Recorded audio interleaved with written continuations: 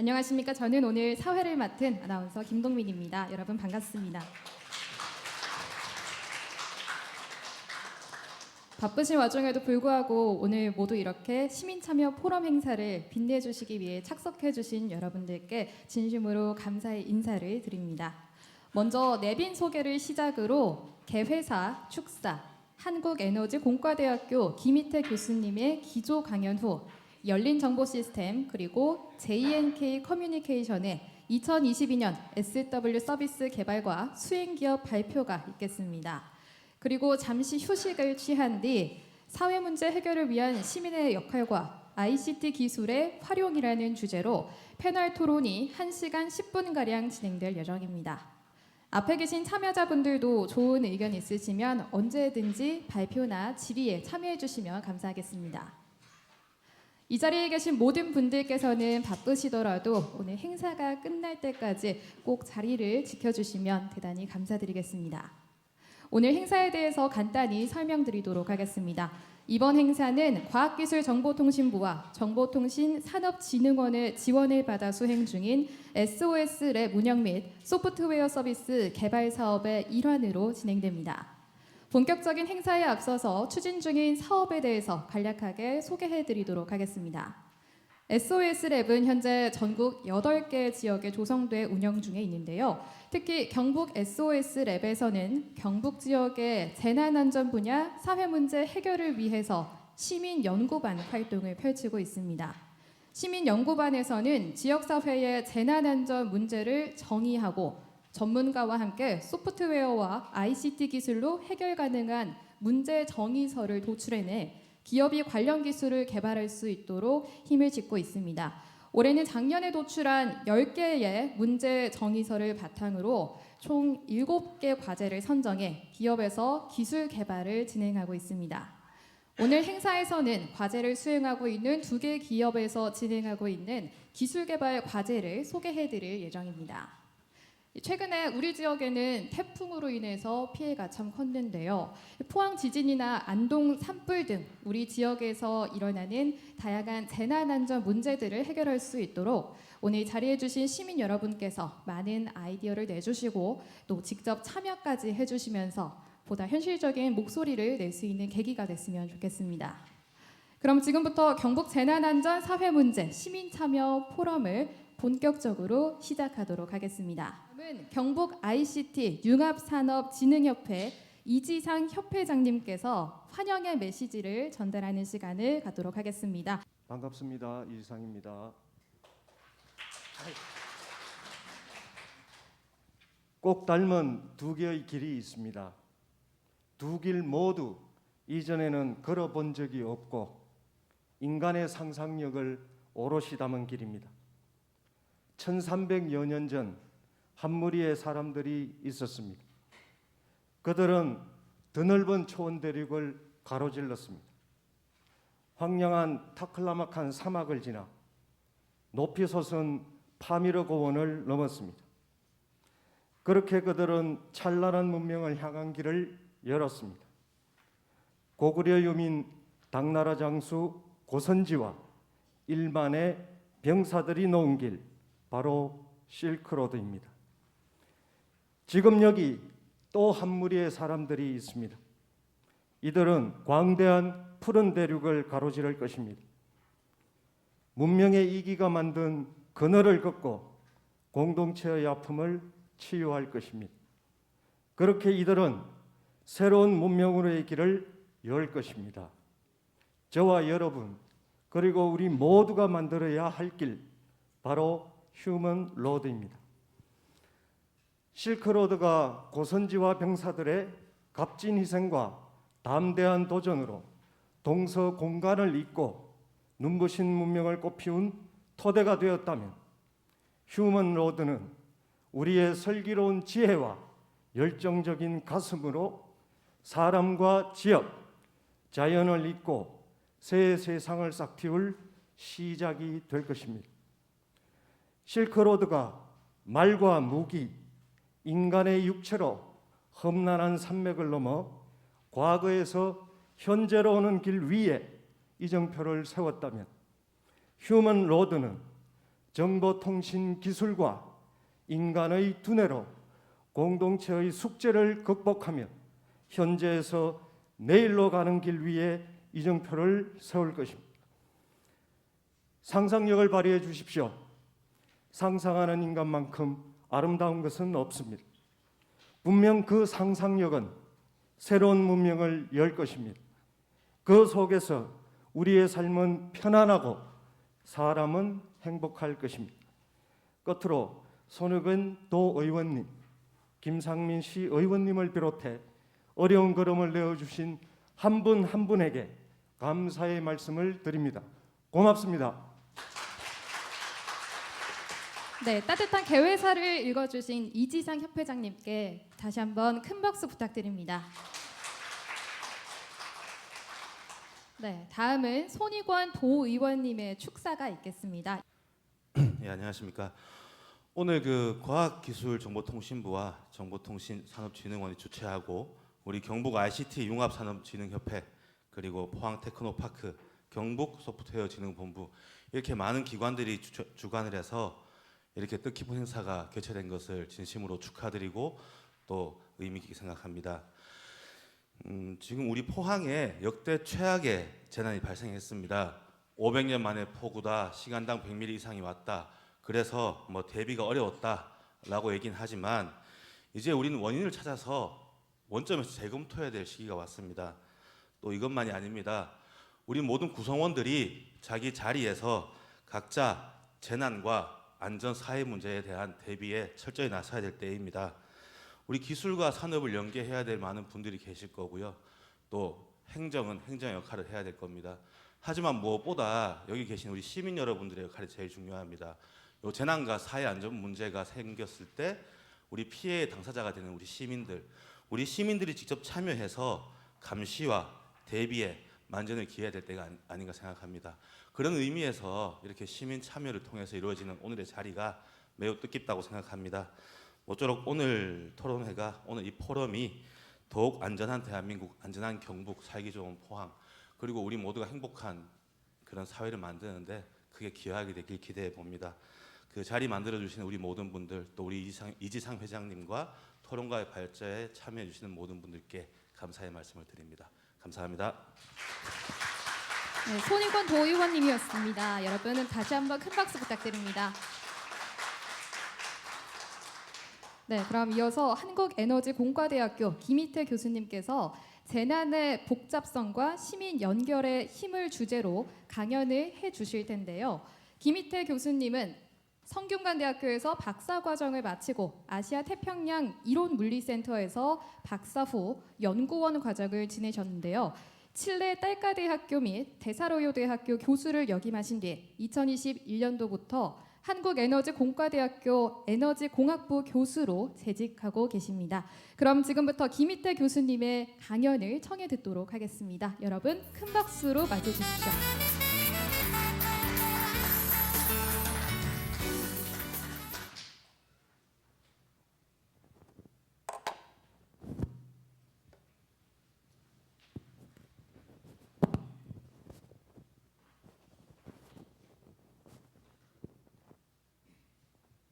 네, 안녕하십니까. 한국에너지공과대학교의 김희태라고 합니다. 반갑습니다. 제가 15분부터 강의를 하기로 되어 있었는데 시간이 조금 이른 시간이라 제가 조금 벌었습니다. 감사합니다. 오늘 이 자리에 초청을 해주셔서 참 감사하기도 하고 영광이었는데요. 어떤 말씀을 좀 나눠야 될지 고민을 많이 했습니다. 제가 에너지 분야 쪽을 전공하고 있었고 굉장히 복잡한 거를 분석하는 일을 하고 있습니다. 그래서 어떤 테마로 이야기를 좀 엮어볼까 하다가 다행히 또 제가 했던 연구랑 또 전할 메시지가 있는 것 같아서 조금 담아봤습니다. 포항, 지금 이 이벤트가 포항에서 열리고 있는데요. 아마도 포항 외부에 있는 분들에게 가장 최근에 남았던 기억은 아마 지진이 그 중에 하나일 것 같습니다. 또 오늘 모임의 주제 중에 재난이 있기 때문에 또 저도 이 지진이 생각이 났었는데요. 지진에 대해서는 참 말이 많습니다. 뭐 예측할 수 있다. 또 주기를 가지고 있어서 대재앙은 굉장히 큰 규모의 지진은 우리가 뭐 40년 주기로 돌아온다. 뭐 이런 분석도 있고 39년이 지났는데도 지진이 나지 않으면 이제 내년에 지진이 난다 막 이래서 긴장하기도 하죠. 실제로 진도 규모 8을 초과했던 지진들의 역대 사례를 보면 최근에 꽤나 주기성이 있어 보입니다. 에콰도르에서 있었던 게 1906년에 있었고요. 그 다음 칠레에서 60년에 있었습니다. 약 54년 정도의 텀이 있죠. 미국에서 있었고 그리고 인도네시아에서 2004년부터 칠레, 일본 또 한 40년, 50년 정도의 텀을 가지고 있습니다. 이렇게 보면 정말 주기가 있는 것 같기도 합니다. 그리고 이걸 잘 파악하면 저희가 잘 준비할 수 있겠죠. 그런데 사실은 그렇지 않습니다. 제가 여기서 한 가지 질문을 드려볼게요. 우리나라에 있는 30대 남성의 평균 키가 어떻게 될까요? 라고 물어보면 아마 대략 대답을 하실 겁니다. 뭐 175요? 178이요? 또 다른 질문을 드려볼 수 있습니다. 제 키는 또 어떻게 될까요? 그러면 대충 눈대중해서 말씀해 주시겠죠? 178? 180? 182는 안 되는 것 같은데. 그 질문들을 다 받아서 제가 그림을 그리면 되게 그 평균 수치가 많이 나올 것 같고요. 그리고 더 작은 수치나 더 큰 수치는 아마도 적게 나오겠죠. 그걸 그래프로 그려보면 이렇게 종 모양으로 나올 겁니다. 많이들 아시는 그런 그래프인데요. 왼쪽 위에 보이는 그래프입니다. 굉장히 많이 나오는 어떤 수치가 가장 많이 분포하고 그 수치보다 조금 작거나 조금 많은 건 덜 분포하는 뭐 정규 분포라고도 하고요. 저런 종 모양의 분포가 보통 우리가 무언가를 예측할 때 가장 많이 쓰이고 잘 맞습니다. 그래서 우리가 지진을 자꾸 주기로 분석하려고 하는 겁니다. 큰 지진이 났던 규모를 분석해 보니까 뭐 30년, 40년, 50년, 근데 40년 주기로 가장 많은 것 같아. 그러니까 아마 저런 분포를 가질 것이다 라고 예측을 하는 거죠. 그런데 2000년대 이후로 들어서 굉장히 많이 연구가 된 분포의 모양이 또 하나가 있습니다. 바로 아래쪽에 보이는 모양인데요. 예를 들면 미국에 있는 고속도로의 분포가 어떻게 될 것이냐. 고속도로의 분포에서 그 도로들이 만나는 선의 개수, 예를 들면 가로로 지나가는 선과 세로로 내려가는 선, 동북을 잇는 선과 남북을 잇는 도로를 이으면 이제 4개의 도로가 만나게 되겠죠. 숫자가 4일 겁니다. 이렇게 도로들이 만나는 선의 개수가 몇 가지가 되냐라고 하면 왼쪽에 보이는 그래프의 모양을 갖습니다. 이거 상상하기가 쉽습니다. 보통 아마 도로는 좌우로 위아래로 흐르는 도로들이 만나서 교차라고 생기겠죠. 그래서 4개의 숫자로 연결되는 게 가장 많이 분포합니다. 그런데 미국의 항공망, 공항에서 비행기가 왔다 갔다 하는 노선수를 세보면 전혀 다른 모양을 갖습니다. 뉴욕이나 시카고, 뭐 LA 공항 이런 굉장히 유명한 허브 공항에는 수많은 항공사들이 또 굉장히 많은 공항들과 연결이 되고 있고요.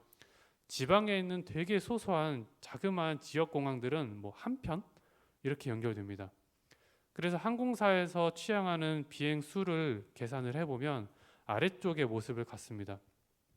그림을 딱 봐도 되게 이 선이 많이 모여 있는 공항들이 있죠. 허브라고 부릅니다. 굉장히 연결이 많은 허브. 허브는 있기는 한데 되게 소수입니다. 아까 말씀드렸던 뭐 뉴욕, 시카고, LA 공항 이런 대표적인 공항들입니다. 우리가 이미 들어봤었던 미국의 공항들은 이미 허브입니다. 여러분이 여행 가실 때 탑승하시고 내리시는 공항은 이미 허브 공항이라서 저희가 거기로 갔던 겁니다. 그런데 그렇지 않은 지역 공항이 굉장히 많고요. 취향편이 하나, 2개 되는 노선 그 공항들은 걷잡을 수 없이 굉장히 많습니다. 그래서 그래프에서 보면 보이실지 모르겠네요. 네, 이쪽 아래쪽에 보면 여기 보면 그 연결선이 굉장히 적은 것들은 분포가 굉장히 높게 많이 나타나 있습니다. 이 Y축은요 몇 개가 있냐는 거고요. X축은 그래서 몇 개의 공항이랑 연결이 되냐입니다. 그래서 굉장히 많은 공항이랑 연결되는 거는 적지만 있긴 있고 굉장히 적은 공항이랑 연결되는 거는 엄청 많습니다. 그래서 이런 분포를 그리게 되고요. 이거는 그냥 X축, Y축을 그냥 그렸는데 이걸 로그 스케일로 그리면 이렇게 일자로 내려오게 됩니다. 이런 분포를 몇 급수 혹은 거듭 제곱 분포라고 하는데요. 이런 분포를 가지는 것들이 자연계에서 굉장히 많이 발견이 됐기 때문에 2000년대 이후에는 많이 주목을 하고 있습니다. 제가 이 이야기를 꺼낸 이유가 있겠죠. 지진의 발생 분포도 거듭 제곱 분포를 보이고 있습니다. 그 말인즉슨 지진은 규모가 되게 작은 것도 굉장히 많이 일어나고 규모가 큰 것도 드물지만 일어는 난다는 거고요. 그 분포를 그려보면 이런 일자 모습을 그리는 겁니다. 다시 말씀드리자면 Y축은 로그 그래프고요. 그럼 여기에 이렇게 있는 거는 굉장히 많은 것을 의미합니다. 자, 이런 분포를 가지는 것에 의미가 한 가지 있습니다. 첫째, 평균은 의미가 없다. 이거 다 계산하면 평균은 여기 어딘가에 나올 겁니다. 왜냐하면 이쪽 데이터가 너무 많기 때문에. 그리고 두 번째, 여기서는 분산이 의미가 없습니다. 즉, 전형적인 크기가 몇이냐 이거를 알 수가 없습니다.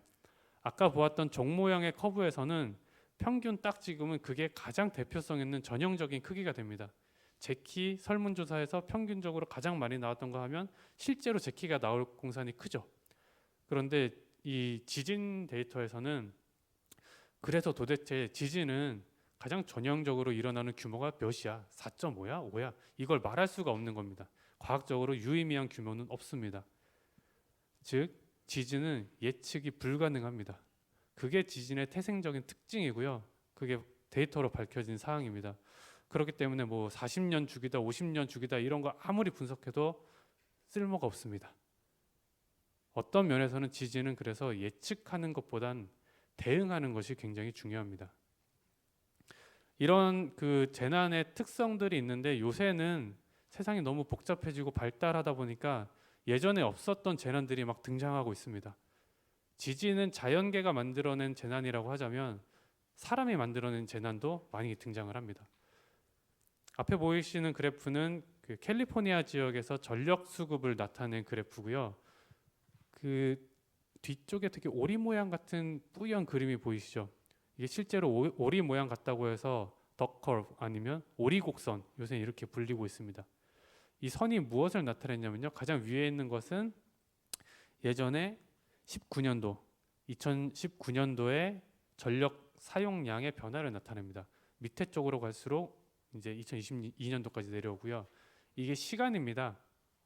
그래서 시간이 흐를수록 밤에는 전기를 안 쓰고 아침에 뭐 출근 즐기하고 밥 해 먹고 이럴 때 전기 사용량이 막 올라갔다가 낮에는 또 싹 떨어집니다. 그리고 저녁에 이제 해가 지면서 불들을 켜기 시작하고 퇴근해서 밥 준비하고 할 때 이럴 때 전기 사용량이 확 올라가고 잠들면서 전력 사용량이 또 떨어집니다. 이게 전형적인 그 패턴이었는데요. 요새는 이렇게 바뀌고 있습니다. 보통 그런 말씀 많이 들어보셨죠? 낮 시간에 전기가 많이 소비가 되니까 전기를 줄여야 된다. 뜨거운 한낮에 뭐 에어컨 1도 올리기 뭐 이런 거 들어보셨죠? 한낮에 전기가 너무 많이 사용되고 있어서 전기가 부족할 거라는 게 저희 상식인데 캘리포니아에서는 이미 가장 낮 시간에 전력이 뚝 떨어집니다. 전력 필요량이. 왜냐? 신재생 에너지로 발전하는 거는 이 시간이 가장 강합니다. 태양광 발전은 태양이 가장 셀 때 가장 많이 되겠죠. 그래서 필요한 전기가 태양광 발전으로 소비가 되고 나면 뭐 기존의 화석 연료로 발전해야 되는 전력 수요량이 이렇게 뚝 떨어지는 겁니다. 이거 좋은 거 아니에요? 좋죠. 저희가 목표로 하는 바죠. 그죠? 그런데 준비 없이 이렇게 되면 문제가 발생을 합니다. 예를 들어서 전력 시스템의 가장 중요한 것 중에 하나가 수요가 갑자기 변할 때 그거를 빨리 추정해야 됩니다. 전력 소비량이 확 올라가면 전기를 확 발전해야 되는데 태양광은 그게 안 되죠. 기존의 화석 연료 발전은 잘 됩니다. 그런데 이렇게 화석 연료 발전이 극단적으로 줄어들어서 0이 되면 아예 시동이 꺼져 있는 화석 연료 발전은 굉장히 어렵습니다. 갑자기 사용하기가. 그래서 이전에는 우리가 예상 못했었던 그런 전력 시스템에서도 새로운 문제들이 나타나고 있고요. 이런 게 대비가 안 되면 이런 일이 발생하는 겁니다. 이거는 1965년의 뉴욕의 사진입니다. 깜깜한 모습, 어떤 말씀드리려는지 대충 상상이 가시죠? 정전의 모습입니다. 길거리에 신호등이 다 꺼져 있죠. 전조등만 있고요. 이 건물들에 불이 켜 있지가 않습니다. 센트럴 스테이션 역인데요. 사람들이 전기가 나가면 일단 아무도 그 전기는 5분 뒤에 다시 들어옵니다. 10분 뒤에 다시 들어옵니다. 얘기 안 해줍니다. 그냥 기다려야 되는 거죠. 기차 타려고 했던 사람들은 이걸 내가 집을 가야 될지 다른 방법을 찾아야 될지 아니면 기다리면 들어올지 모르기 때문에 마냥 기다리는 겁니다. 그래서 전기가 나가면 그 대정전이 발생하면 사회적으로 굉장히 혼란이 발생할 수밖에 없고요. 이거 방금까지 보여드린 사진은 1965년의 뉴욕의 사진이었는데요. 이게 끝이 아니고요. 77년에 또 뉴욕 지역에 대정전이 발생했습니다. 불이 꺼지니까 사람들이 약탈하고 뭐 난리 났었습니다. 그리고 2003년에 또 발생했죠. 2003년에 발생했던 정전 때 그 위성 사진인데요. 잘 안 보이시겠지만 왼쪽 오른쪽에 그 밝게 빛나는 지역이 이제 밤에 밝게 빛나는 도시 지역인데요. 오른쪽에 보면 굉장히 줄어들었죠. 아예 빛을 잃은 곳도 있습니다. 이 대정전은 그 북미 지역을 다 통틀어서 발생할 만큼 큰 대형 정전이었습니다. 이때가 여름이었어요. 8월이었습니다. 8월의 뉴욕은 관광객들이 넘쳐나죠. 사람들은 에어컨이 안 나오기 때문에 관광객들이 호텔에서 자느니 그냥 길바닥에서 나와서 잤고요. 출퇴근할 수 있는 그 교통편이 막히다 보니까 브루클린 브리지를 걸어서 건너고 있고요. 이런 대정전들이 이때만 특이적으로 발생한 건 아닙니다. 항상 발생하고 있고요. 사실 이 뉴욕에서 발생했던 대정전이 이슈가 많이 된 거는 미국이기 때문에 그렇습니다. 뭐 인도, 파키스탄, 인도네시아 이런 데는 이 규모보다 훨씬 큰 규모의 대정전이 아직도 많이 일어나고 있고 작년에도 일어났고요. 현재 진행형이죠. 그래서 타임즈에서 이런 미국에서 있었던 대정전을 이야기하면서 뭐 아마 작아서 잘 안 보이겠지만 여기에 물어보고 있습니다. 또 일어날까? 이러고 물어보고 있는데요. 또 일어나죠. 이 대정전들의 원인을 분석해 보면 그 아까 65년에 있었던 것들은 과부하, 그리고 77년은 번개가 쳐서 그랬고요. 2003년에는 소프트웨어에 버그가 있었습니다. 이 재난이라는 게 얼마나 복잡하게 새롭게 창발될 수 있는지를 말씀드리고 싶어서 이 내용을 좀 담아봤습니다. 즉 전기, 뭔가 이런 컨트롤룸에서 아주 고도화돼서 잘 관리가 되고 있을 것 같죠. 실제로 그렇습니다. 우리나라는 전기 공급이 굉장히 잘 되는 나라 중에 하나이기 때문에 그 불편함을 잘 모르고 있지만 세계 수준으로 좋은 품질의 전기를 잘 공급하고 있는 나라가 우리나라입니다. 이때 미국에서 있었던 일인데요. 그 클리블랜드 쪽에서 어떤 발전소에서 생산량을 쫙 올렸습니다. 필요하니까 올렸겠죠. 이건 일상적으로 있는 일입니다. 그런데 이 생산량을 올리게 되면 어떤 특정 역치를 넘어가게 되면 이게 기능 이상이 발생해서 아예 스탑시켜야 되는 일이 발생을 합니다. 실제로 그런 일이 발생을 했고요. 자, 그 발전기가 발전을 스탑하게 되면 필요한 전기가 모자라기 때문에 다른 곳에서 끌어와야 됩니다. 이 클리블랜드 지역에서 필요한 전기는 남쪽에서 공급이 되고 있었습니다. 근데 이렇게 평소보다 더 많은 전기를 남쪽에서 땡겨오다 보면 그 송전선에 평소보다 많은 전력이 지나가게 되는데요. 전선에 전기가 몰리면 열이 발생을 합니다. 그리고 열이 발생하면 금속이기 때문에 늘어나게 됩니다. 그리고 공중에 걸려있기 때문에 아래로 축 처지게 되죠. 실제로 그런 일이 발생했고요. 그래서 남쪽에 있는 송전선 쪽에서 계속해서 과전류가 위쪽으로 향하게 되고 그 중에 한 전선이 나무에 닿아서 누전이 되게 됩니다. 이렇게 되면 엄청난 전기가 저쪽으로 나가기 때문에 인위적으로 저쪽의 그 전력 수송을 끊어야 됩니다. 그래서 검은색으로 지금 표시가 되어 있고요. 아니 2차선으로 가고 있었는데 도로 하나 끊으면 나머지에 다 몰리겠죠. 전기가 나머지 전선으로 더 몰리게 되면 저쪽에 있던 데 다시 과부하가 발생하고 그러면 또 안전상의 이유로 차단을 할 수밖에 없습니다. 그렇게 되면 이 기존에 있었던 길이 막히게 되니까 어떻게든 필요 전기를 맞춰주기 위해서 저 멀리서 계속해서 끌어오게 되고 과부하는 또 발생하게 되고 그래서 또 차단이 됐고요. 보시면 남쪽에서 오는 라인이 완전히 끊겼기 때문에 필요한 전기가 이제 동쪽, 서쪽에서 끌어오게 되는데요.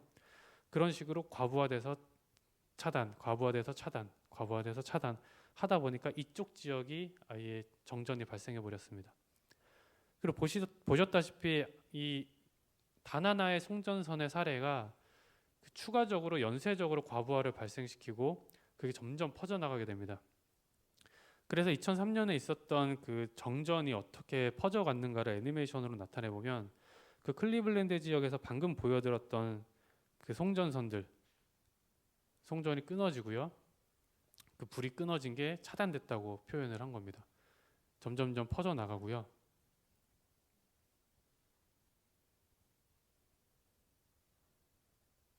괜찮나 싶었는데 원거리에서도 과부하가 생기게 됩니다.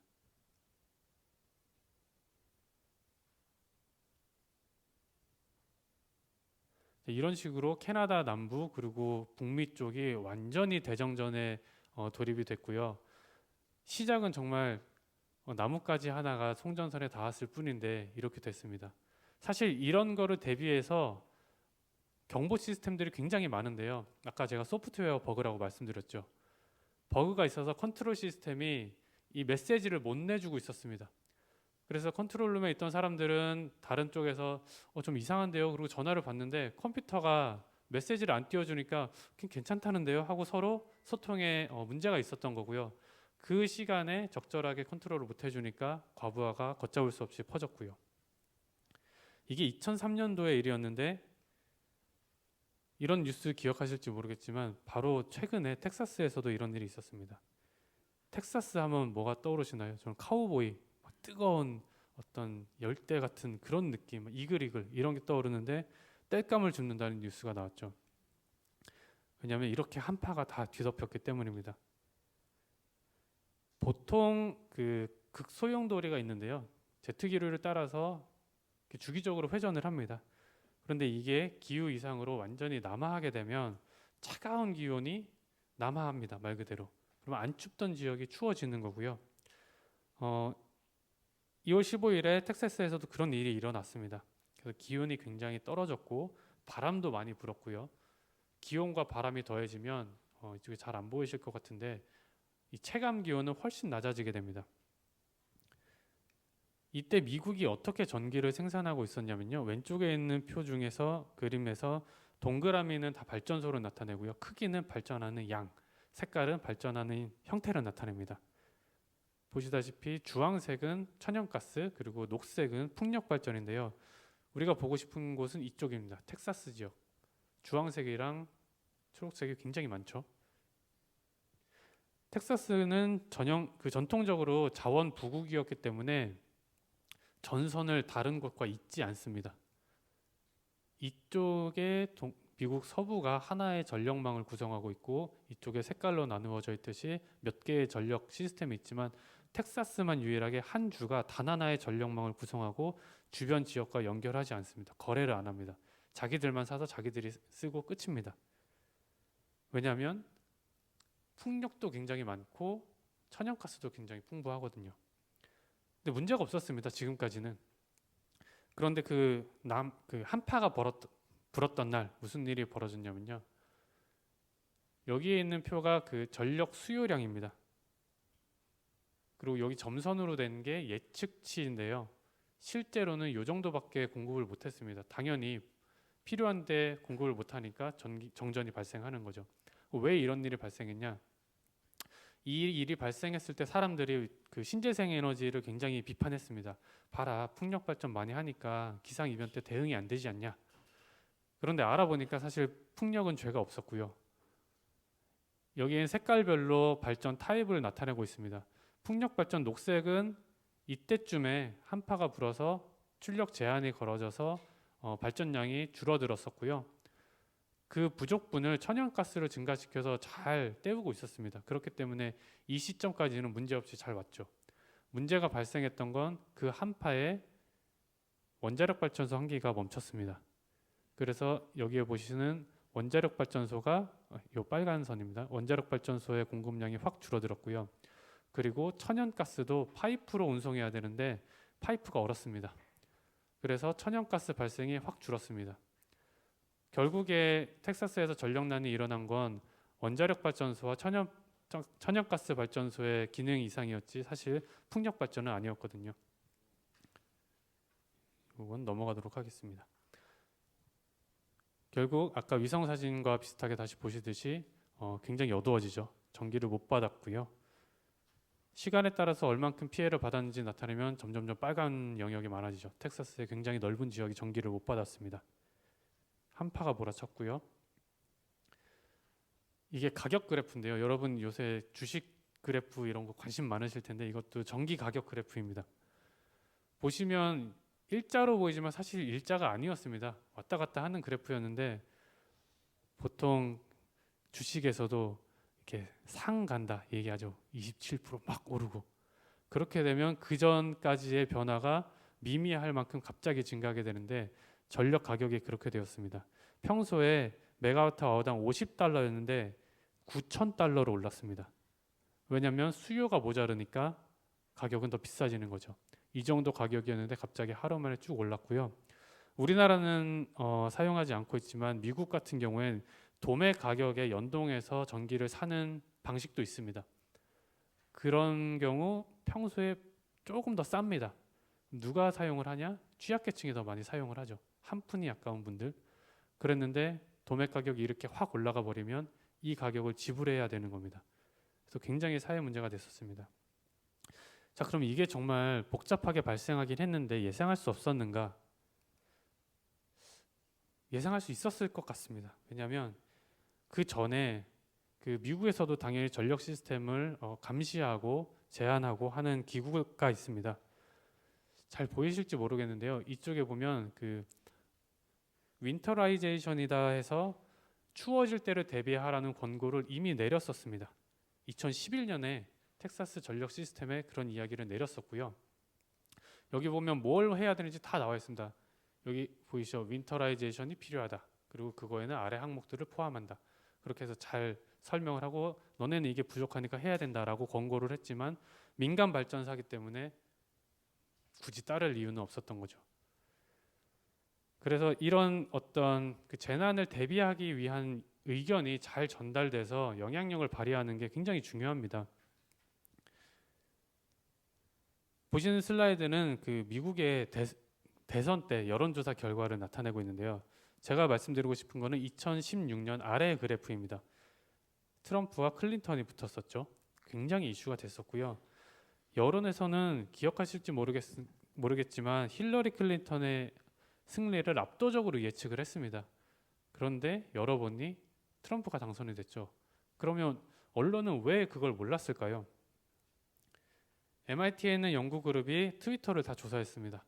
여론과 관련해서 그 후보들을 언급하고 정책들을 언급하는 트위터들을 다 조사를 했는데요. 트위터는 뭐 잘 아시겠지만 간단하게 말씀드리면 의견들을 SNS에 막 보내는 겁니다. 그러면 사람들이 얘가 이런 얘기를 했어. 그럼 그걸 인용하면서 또 얘기하고요. 서로 의견을 막 주고받을 수 있습니다. 모두가 보이는 데서 카톡을 하는 거랑 똑같은 건데요. 그 의견을 주고받은 연결망을 분석을 해봤습니다. 잘 보이실지 모르겠는데요. 이쪽에서 보면 그 하나하나의 점이 있습니다. 그 점들 하나가 다 사용자고요. 점이 큰 건 트윗을 많이 했다는 겁니다. 오른쪽이 빨갛게 나와 있는 게 트럼프 지지자입니다. 트럼프 지지자라고 판단을 한 건 해시태그에서 자기들이 뭐 트럼프 고 막 이런 트럼프를 지지하는 해시태그를 하면 누가 봐도 트럼프 지지자 유저겠죠. 그런 데이터를 활용해서 지지층을 구별을 했는데요. 왼쪽이 클린턴 지지자, 그리고 오른쪽이 트럼프 지지자입니다. 제 눈에는 저는 이제 이렇게 복잡한 거 그려놓고 분석하는 게 일인데 제 눈에는 차이점이 보입니다. 혹시 뭔가 흥미로운 게 보이시나요? 클린턴 지지자는 굉장히 넓게 퍼져 있습니다. 보라색이 클린턴 지지자인데 클린턴만 지지하는 게 이제 남색이고 남색 그 점들이 퍼져 있습니다. 조금. 근데 빨간색 트럼프만 지지하는 트럼프만 팔로우하는 사람들은 굉장히 똘똘 뭉쳐 있죠. 트럼프 지지자는 다른 유저들과 크게 연결되어 있지가 않았습니다. 그 사람들이 올렸던 메시지들의 맥락을 파악해서 봤더니 여러 가지 재밌는 게 나왔습니다. 그 주요 정책 이슈 중에서 예를 들면 총기 같은 경우에는 이쪽에 이제 위치하고 있는데요. 클럼프 같은 경우에는 클린턴 같은 경우에 총기를 같이 언급한 경우가 별로 없었습니다. 교육 같은 경우, 교육은 이쪽에 따로 떨어져 있습니다. 교육에 관심 있는 사람들은 클린턴도 아니고 트럼프도 아니에요. 힐러리도 모르겠고 일단 나는 그냥 교육 얘기만 하는 사람들이 여기 따로 있고요. 인종차별 이슈를 이야기하는 사람들은 이쪽에 있습니다. 민주당 쪽이 보통 인종차별에 대해서 뭐 옹호하거나 하는 정책들을 많이 내죠. 하다 보니까 인종차별 이슈 트윗은 그쪽에 분포를 하고 있습니다. 여기서 재밌었던 게 그러면 이 유저들 중에서 언론인이 어디 있는가를 분석을 해봤습니다. 그랬더니 언론인들은 여기 보면 그 살구색입니다. 살구색들이 주요 프레스를 담당하고 있는 언론인들인데요. 딱 봐도 트럼프 쪽이 아니고 클린턴 쪽에 많이 치우쳐져 있죠. 자, 언론인들 입장에서는 다양한 정책 이슈들을 들어야 되기 때문에 그런 이슈들을 쫓고 트위터 상에서 팔로워 관계를 맺으면서 소통을 하고 민심을 파악을 했는데 공교롭게도 한쪽에만 연결이 되어 있었던 겁니다. 대부분이. 기존 메이저 언론을 맡는 사람들 중에서 트럼프 지지자층과 연결된 사람들이 압도적으로 적었습니다. 그렇다면 언론인들끼리 파악했을 때는 온라인 보니까 이거 다 클린턴 판이네, 승리하겠네, 이렇게 예측할 수밖에 없었던 겁니다. 자, 이런 식으로 의사소통이 편향되지 않고 균일하게 잘 되는 것, 그게 굉장히 중요합니다. 부경대학교에 계신 이은 교수님이 한 연구였는데요. 의사 전달과 의견이 어떻게 발현되는가에 대한 연구가 있었습니다. 보시면 오른쪽에 그래프처럼 보이는 게 있는데요. 빨간 점 그리고 파란 점이 있는데 빨간 점이 숫자가 적습니다. 소수 혹은 취약계층이라고 제가 취해 보겠습니다. 파란 점은 수가 더 많죠. 그 사회의 머저리티, 기득권이라고 볼 수도 있겠고요. 숫자적으로만 제가 표현을 한 겁니다. 그 왼쪽 그림에서는 그 머저리티는 머저리티끼리 연결되어 있고 파란색은 파란색끼리 연결되어 있고 빨간색은 빨간색끼리 연결되어 있습니다. 오른쪽은 서로 섞여 있죠. 그럼 어떤 연결 구조가 의견들을 서로 주고받고 하나의 컨센서스를 만들기에 쉬울까? 이런 것을 분석해 봤습니다. 특히 그 의견이 막 스타나 위력가 이렇게 본인의 말이 인플루언서처럼 영향력이 큰 사람들은 모르겠지만 그렇지 않은 영향력이 적은 사람들이 낸 의견이 어떻게 전체의 다수의 의견이 될 것인가를 두 가지 구조를 가지고 분석을 해봤습니다. 왜냐하면 그런 얘기 하죠. 나는 이게 되게 심각하다고 느끼는데 주변 사람들은 그렇게 안 느끼는 것 같아. 혹은 난 이거 별거 안 중요한 것 같은데 주변 사람들은 아주 난리가 나 있어. 그래서 실제 그 팩트와 내가 인지하는 거에는 항상 차이가 존재합니다. 편향이 있습니다. 예를 들면 그런 것도 있어요.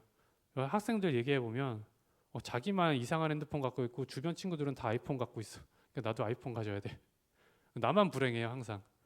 그런 식으로 그 의사소통 관계에 있어서는 항상 편향이 존재하는데요. 이제 그 효과를 분석을 해봤습니다. 왼쪽 그래프가 잘 보이실지 모르겠습니다. 가로축, 세로축을 조금 말씀드릴게요. 여기서 보이시는 것은 그 연결 구조를 점점 복잡하게 연결할수록 오른쪽입니다. 그러면 이 구조의 왼쪽 구조에서 오른쪽 구조로 가는 겁니다. 단순한 연결 구조, 끼리끼리 연결 구조라고 해볼까요? 끼리끼리 연결 구조에서 서로 잘 연결된 구조, 섞여 있는 구조로 갈수록 오른쪽으로 갑니다.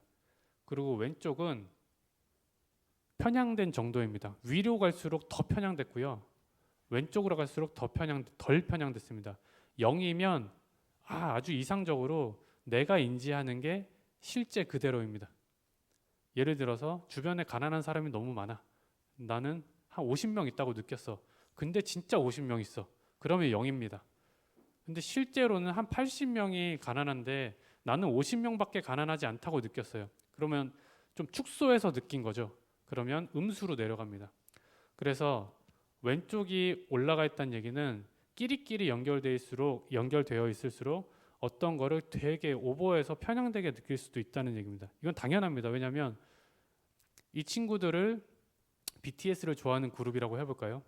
이 친구들은 BTS 팬인데 서로 얘기하는 친구들이 BTS 팬밖에 없어요. 그럼 내 친구를 봐도 그렇고 다른 친구를 봐도 그렇고 다 BTS 그 팬이라고 하니까 아, 이 세상은 다 BTS 팬이구나. 그렇게 생각할 수밖에 없죠. 그래서 끼리끼리 연결될수록 편향이 더 올라가게 되는 겁니다. 이거를 이제 모델로 분석한 건데요. 데이터를 조사해봤습니다.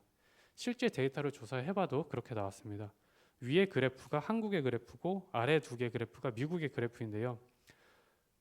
사회 연결망을 조사해서 봤더니 끼리끼리 연결되어 있을수록 더 편향되게 인지하고 섞여서 연결될수록 덜 편향돼서 인지하는 게 밝혀졌습니다. 그럼 이걸 어떻게 해결할 수 있을까? 이 모델을 여러 가지로 다시 바꿔서 시뮬레이션을 해볼 수 있는데요.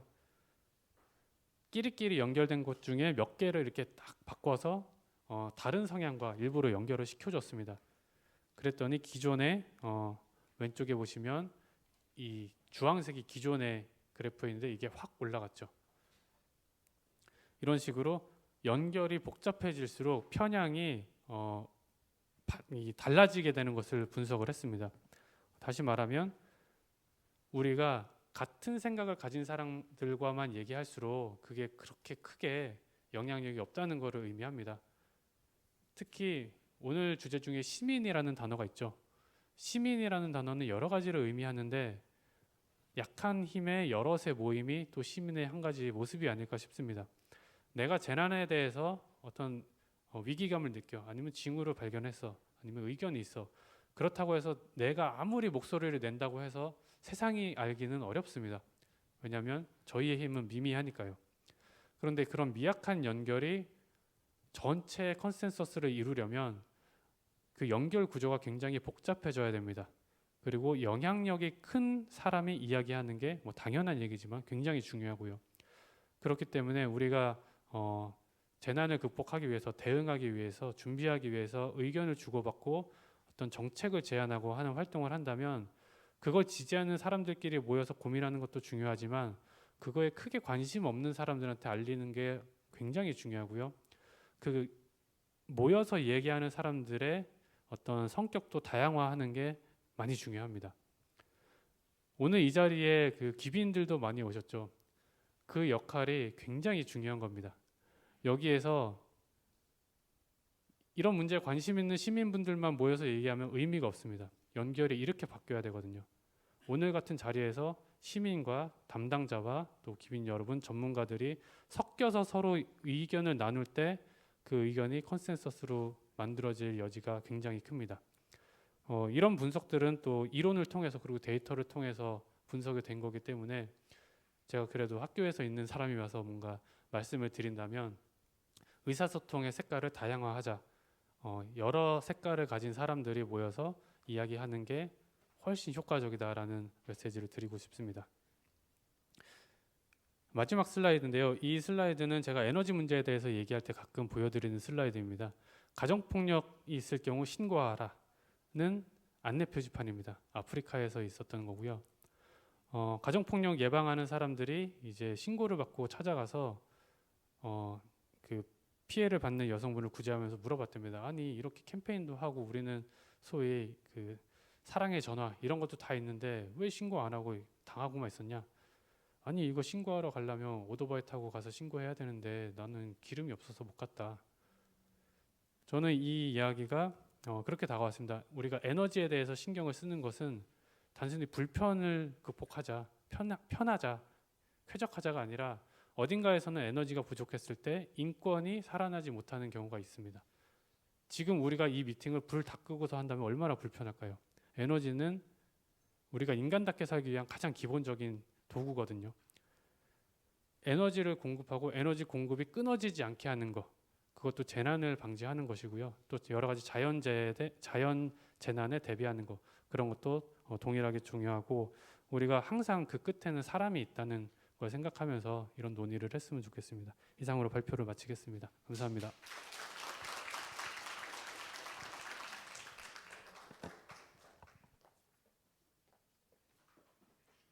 네, 감사합니다. 좋은 강의 해주신 한국에너지공대 김희태 교수님께 다시 한번 큰 박수 부탁드립니다.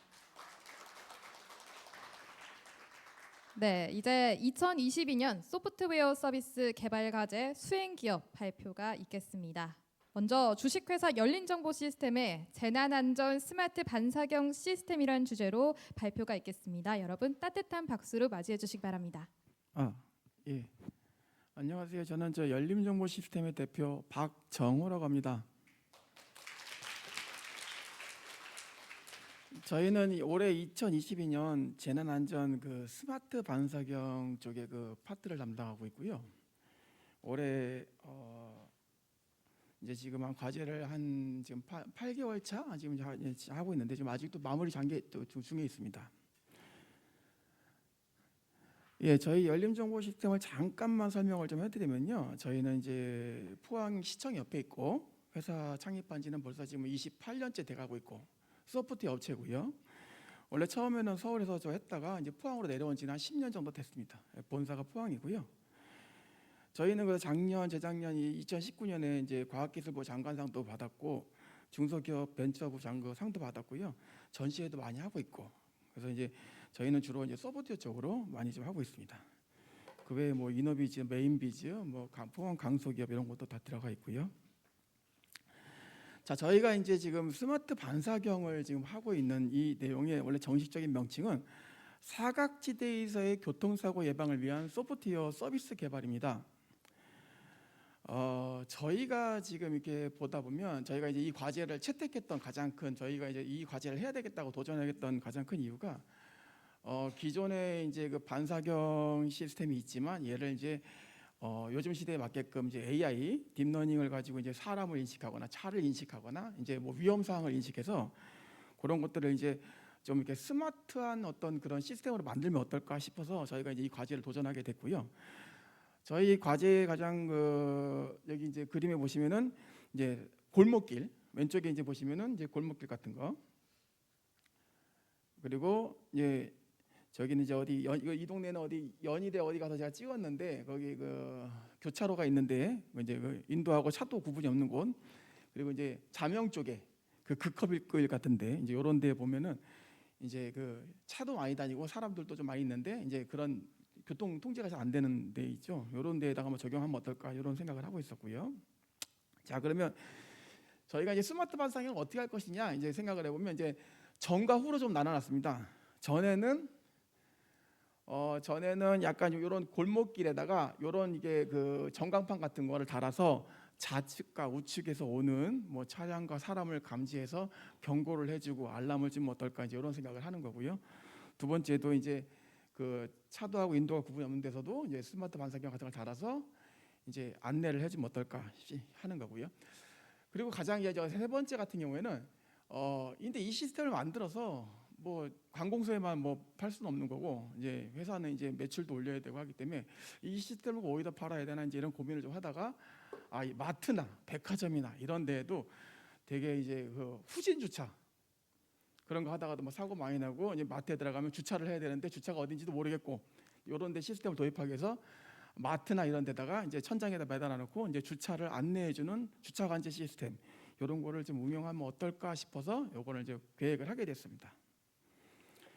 자, 그래서 저희가 이제 과제의 목표는 저희가 이제 AI용 객차 인식 시스템을 만들어서 이제 목표가 있습니다. 일단 ITS 기존의 도로에 있는 교통 정보 시스템과 연동을 하는 거 일단 목표고요. 두 번째는 탑재된 스마트 반사경 시스템을 이제 골목길, 스쿨존, 학교 어린이들 다니고 있는 뭐 스쿨존, 그리고 뭐 안전사고 뭐 예방 지역, 그리고 뭐 이제 요런 이제 현장에 필요한 것들을 다 이제 지금 그때 맞게끔 이제 좀 시스템을 좀 넣는 게 저희가 목표고요. 자, 이게 저희가 또 세 번째 목표는 아무리 저희가 이제 포항에 있다 보니까 좀 포항의 좀 상징적인 곳에다가 이제 이 시스템을 도입을 해서 포항에서도 지금 IT 관련된 것들이 좀 많이 일어나고 있고 좀 개선되고 있다는 걸 좀 보여주고 싶어서 저희 욕심은 이제 포항 쪽에 뭐 포항역이나 뭐 중앙상가 이런 쪽에다가도 좀 저런 걸 해서 어떻게 보면 저 캠페인인지 뭔지 모르겠지만 뭐 그런 거를 좀 해도 좋을 것 같다 생각이 들고요. 제가 보기에는 이제 뭐 시스템이 만드는 건 만드는데 뭐 어떻게 보면 이제 뭐 시민들의 호응도 좀 있어야 된다고 생각을 하거든요. 만들어 놓고 그냥 묻혀가는 시스템이 아니라 개발을 해서 이제 뭐 상용화되는 이런 거를 좀 저희는 좀 생각하고 있습니다. 자, 네 번째는 그로 인해서 이제 저희가 이제 빅데이터를 많이 확보하게 되면 그게 나중에 이제 향후에 우리가 이제 어떤 걸 할 때 이제 많이 응용을 할 수 있지 않을까. 아까 앞전에 그 교수님 말씀해 주셨는데 그런 데이터들을 만들기 위해서도 어떤 빅데이터가 필요하거든요. 그래서 이제 뭐 그런 것들을 좀 만들 수 있을 것 같고요. 그리고 이제 다섯 번째는 대형 건물 내 이제 주차장 안전사고 예방 시스템에다 적용하면 어떨까 이렇게 생각하고 있습니다. 자, 그래서 저희가 지금 이제 과제를 올해 12월까지 진행 중에 있고요.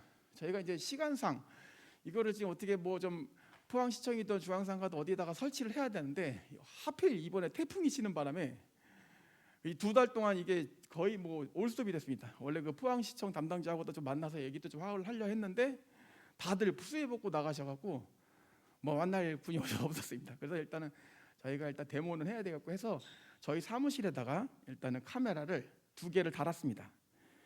자, 저희 포항 사무실은 저 포항시청 바로 옆에 있습니다. 그래서 이쪽 방향이 포항시청 방향이고 반대쪽 방향이 이제 그 이동으로 가는 방향인데 여기다가 이제 카메라를 2개 달아서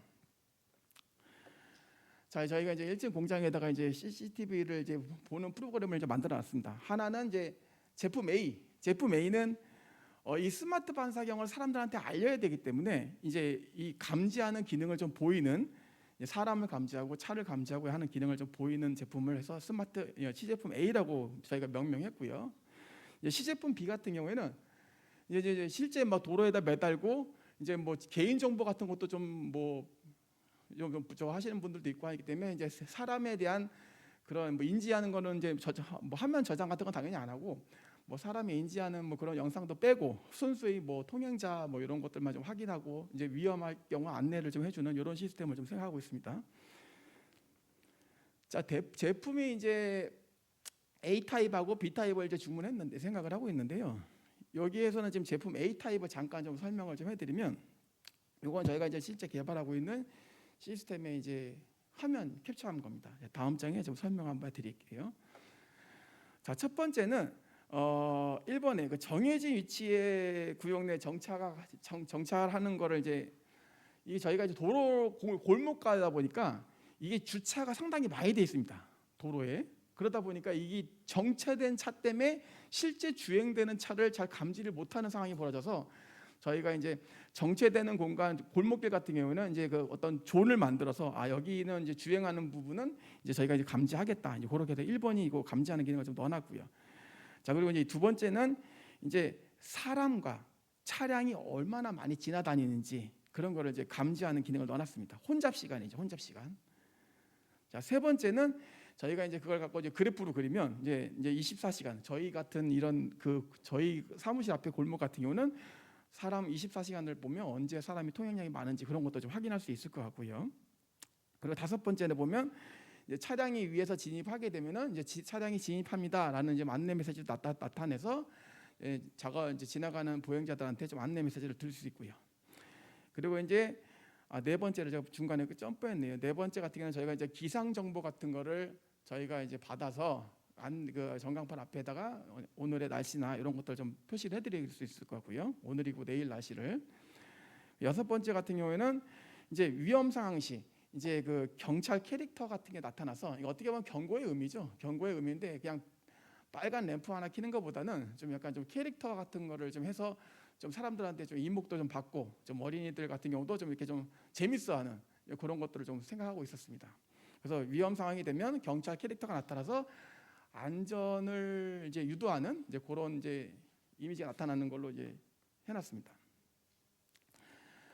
자, 이번에 방금 제가 설명했던 게 제품 A라고 하면 이제 제품 B는 이제 크기가 좀 큽니다. 지금 여기 사람 왼쪽에 사람 하고 오른쪽에 이제 그 크기가 상당히 큰 게 좀 느끼실 건데요. 뭐 이거보다 더 크게 할 수도 있고요. 지금 아마 저기 방송에서 지금 나오고 있는 저 대형 화면 정도도 될 수 있을 것 같고요. 그래서 저희는 지금 이게 한 2m 이제 2m 정도 해서 이제 이렇게 만들어놨는데 거기에 보면 이제 다음 장에 제가 설명을 좀 해놨습니다. 평상시에는 1번 평상시에는 안전할 경우에는 이제 녹색으로 안전이라고 표시를 하고 이제 만약에 위험 상황이 되면 이제 차를 감지하거나 보행자를 감지하게 되면 1번인 부분이 안전이라는 부분이 이제 적색으로 바뀌면서 위험이라고 이제 상황이 바뀌는 거고요. 그리고 이제 두 번째도 뭐 안전주의에서 뭐 위험할 때는 적색으로 좀 바뀌게 되고, 그리고 이제 세 번째 기상 정보.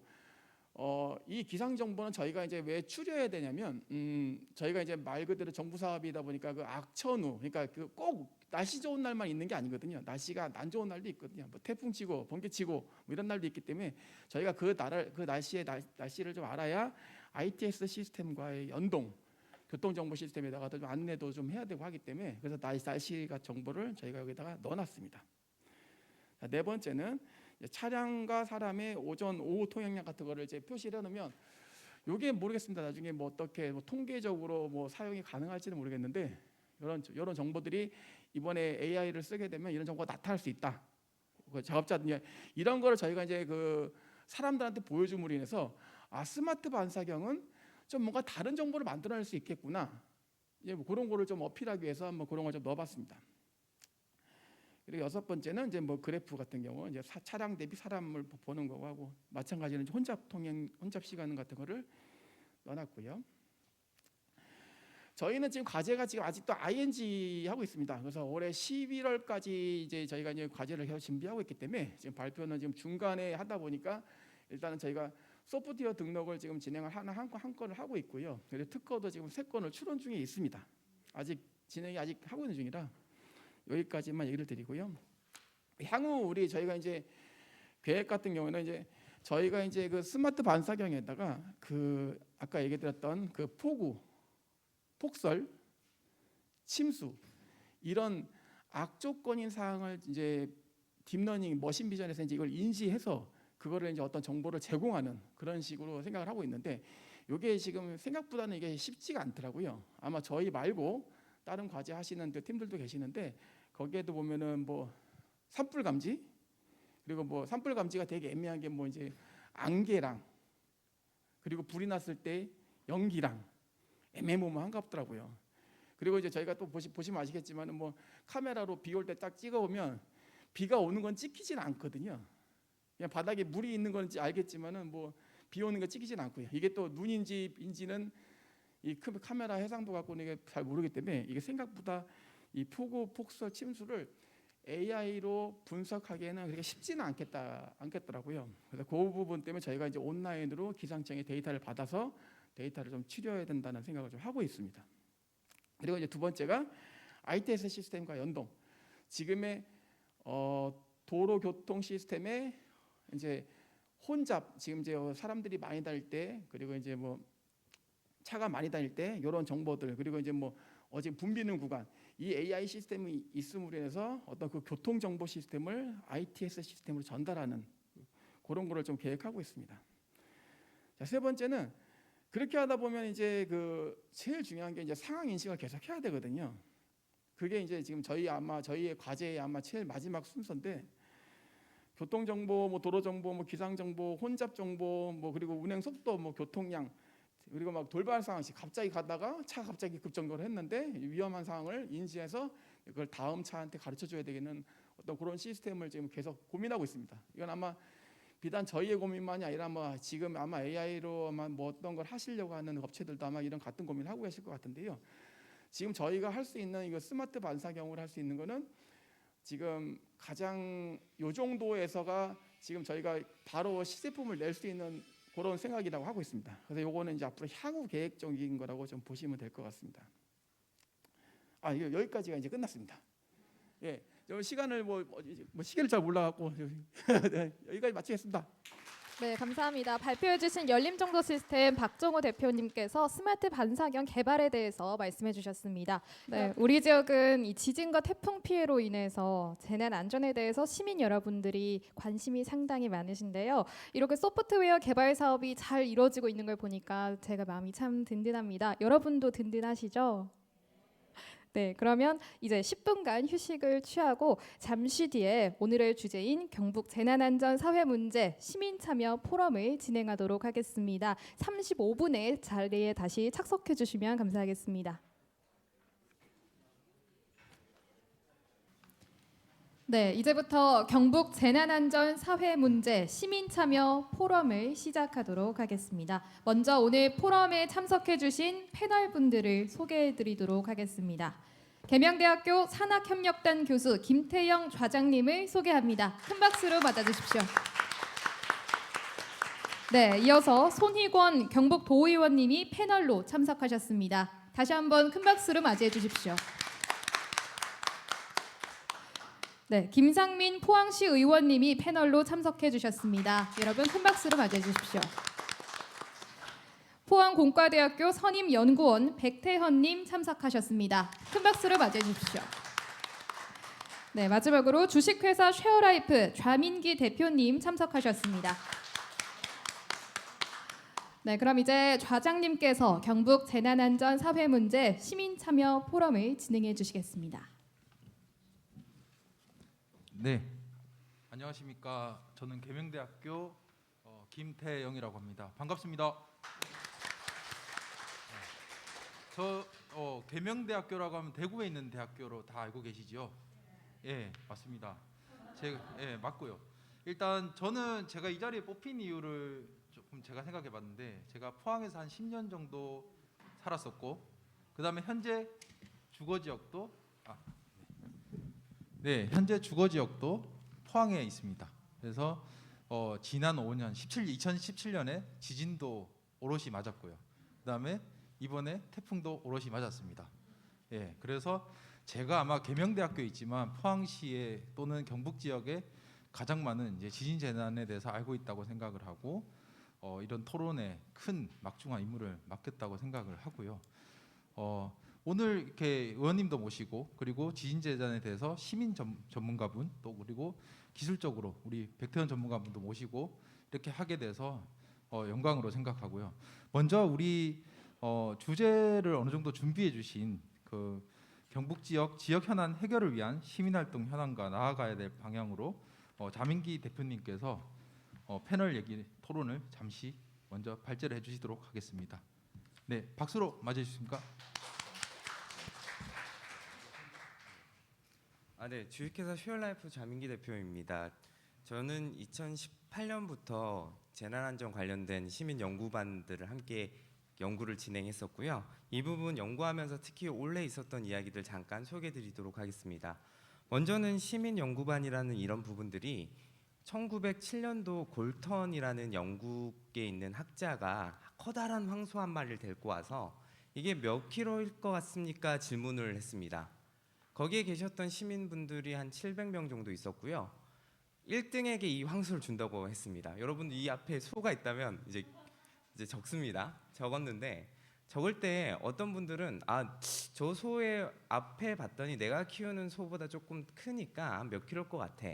혹은 당신 몇 킬로야? 당신보다 한 4배 큰 것 같으니까 곱하기 4 하자. 뭐 이런 식으로 막 연구하면서 심도 있는 토론이 있었습니다.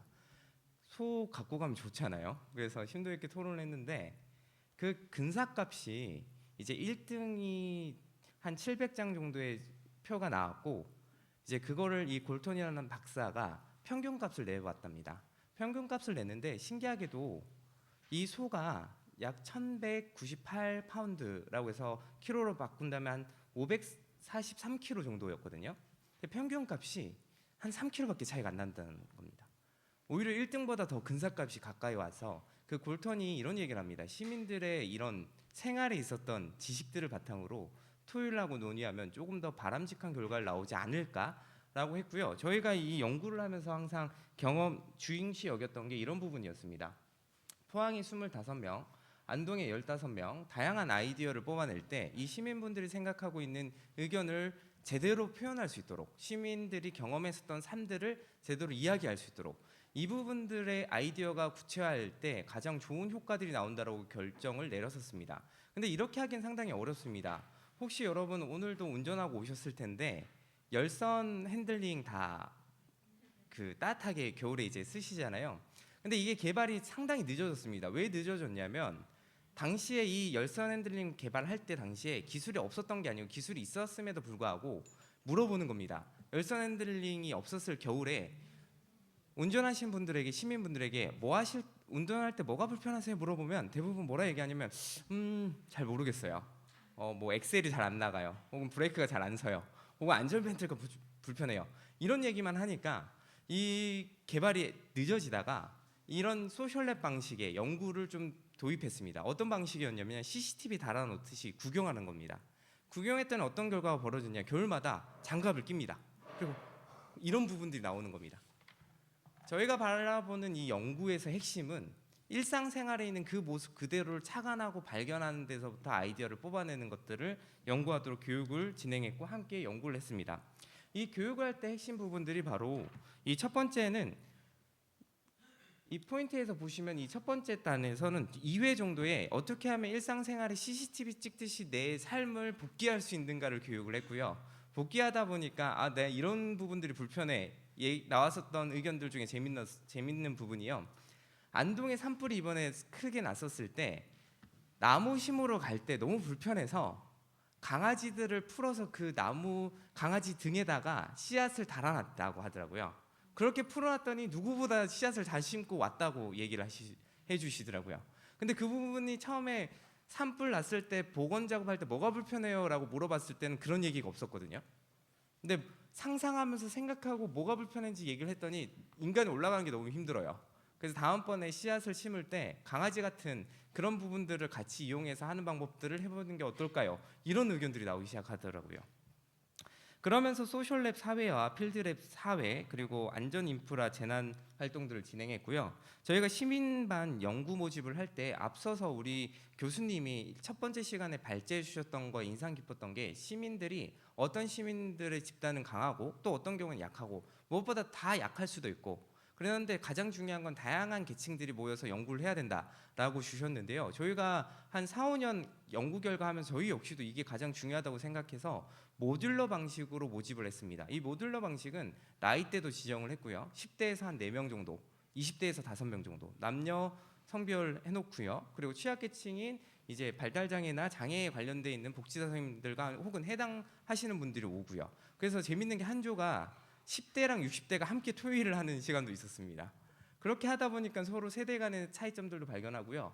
이번에 지진 났을 때 가장 핵심적인 이야기 중에 하나가 휠체어를 타시었던 분이셨는데 자기가 지진 났을 때 자기는 이제 끝났다고 생각을 했다 하시더라고요. 왜냐하면 휠체어를 타고 못 내려가는데 이제 지진이 났으니까 너무 무서운데 자기는 할 수 없음에 너무 안타깝다라고 얘기를 하셨던 사례들도 있었습니다.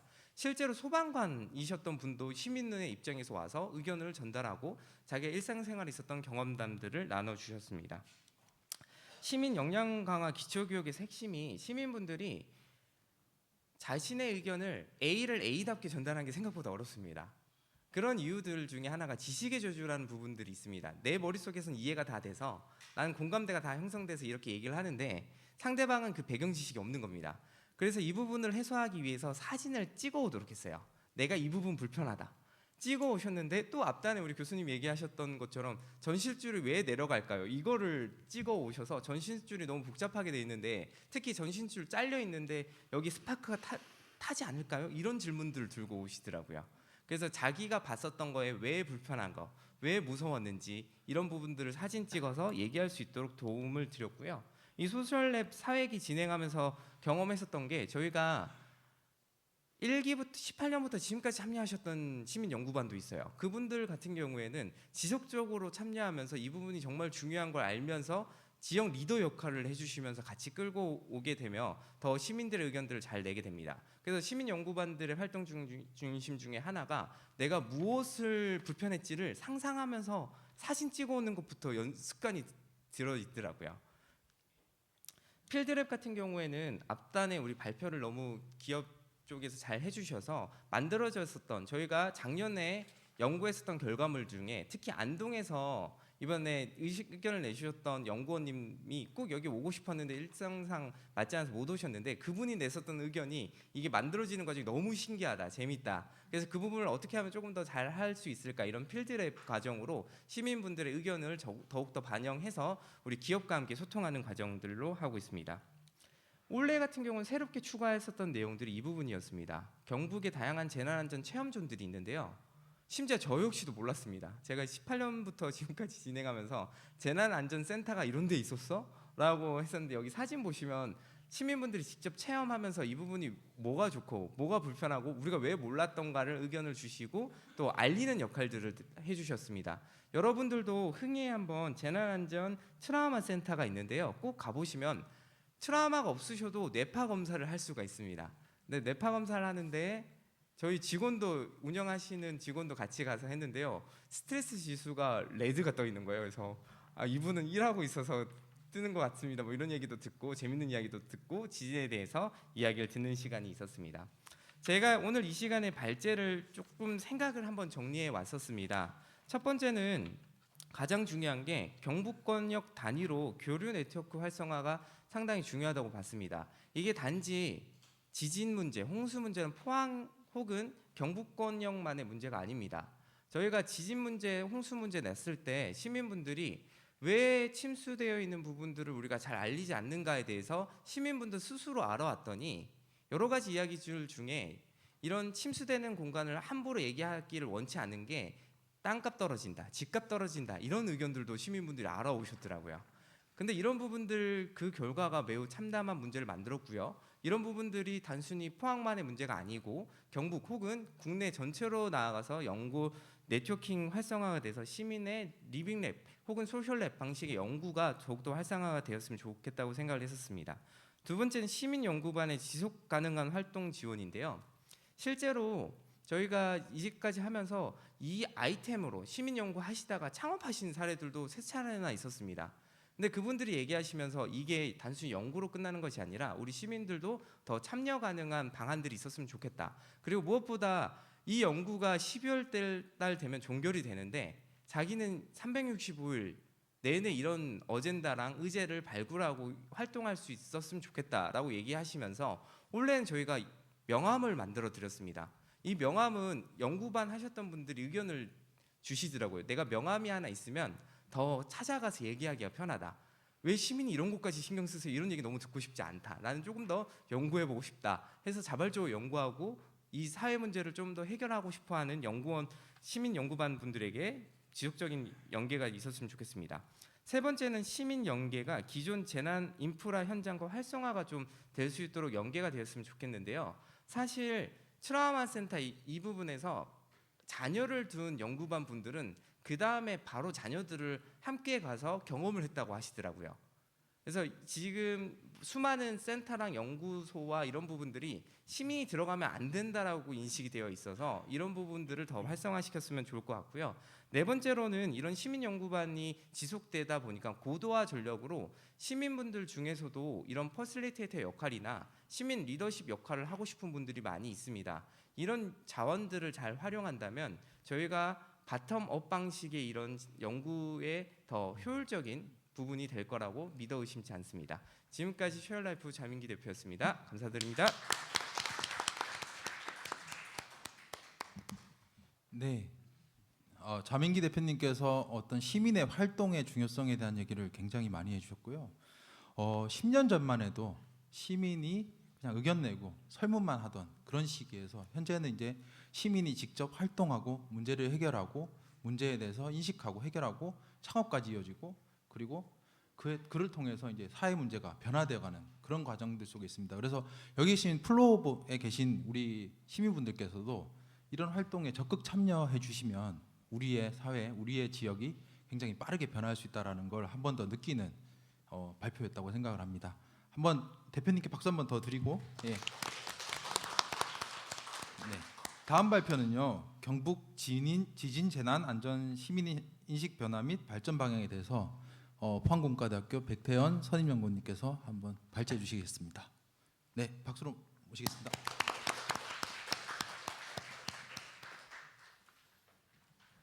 안녕하십니까. 포항공과대학교 백태헌입니다.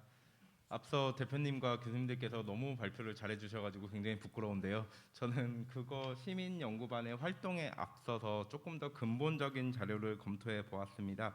뭐냐면은 가장 기본적으로 시민들이 이 사회 문제 해결이라는 시민 참여 연구 같은 경우는 전국적으로 이제 시도되고 활성화되고 있는 추세입니다. 이거는 전 세계적인 추세라서 한국만의 추세는 아니고요. 그 중에 이제 한국에 도입한 시점이 2018년쯤으로 도입이 됐습니다. 그래서 그때 가장 이슈가 뭐냐? 그럼 한국에서 당연히 지진이었죠. 포항 지역에 발생한 뉴스마다 지진 얘기가 나왔고 모든 초점이 이제 그쪽으로 몰려 있었는데 그렇기 때문에 이제 포항 지역에서 경북 지역에서 사업을 신청할 때는 지진 관련 재난 안전으로 사업이 시작이 되었습니다. 근데 이것저것 이제 하다 보니까 지진 안전이 사회 문제 해결 중에 시민이 참여할 수 있는 중요한 부분이다라고 느껴서 발전이 되고 있고요. 그래서 저는 이제 조금 더 설명드리는 자료가 시민들이 그러면은 포항이나 경북에 사시는 시민들이 어떤 부분에서 아니야 우리가 과연 우리 사는 지역이 안전하다고 느끼나 이런 이제 기초적인 설문조사를 조금 준비해 봤고요. 그래서 그러면 이제 시민들이 느끼는 가장 우리 지역의 문제점은 무엇인가를 이제 한번 검토해 봤습니다. 그래서 가장 기초적인 자료라고 생각해 주시면 되고요. 그거에 따라서 이제 제 나름대로 뭘 하면은 시민 연구 참여를 활성화시키고 조금 더 합리적인 정책 결정을 이끌어낼 수 있는 방안이 될 수 있을까를 잠시 고민해 보았습니다.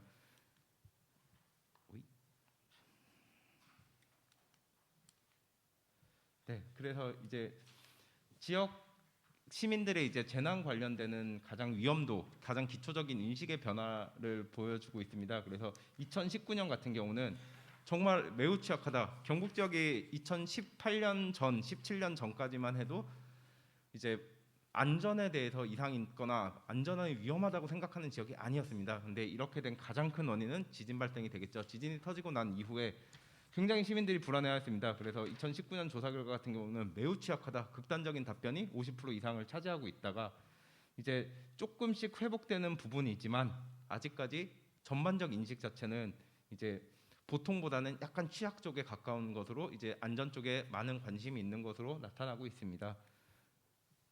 그래서 뭐가 제일 불안하냐라는 것을 이제 뭐가 제일 중요한 문제냐라는 걸 조사했을 때 이거는 당연히 시기별로 차이가 있습니다. 19년 같은 경우는 극단적으로 지진이 압도적 표를 받게 되었고요.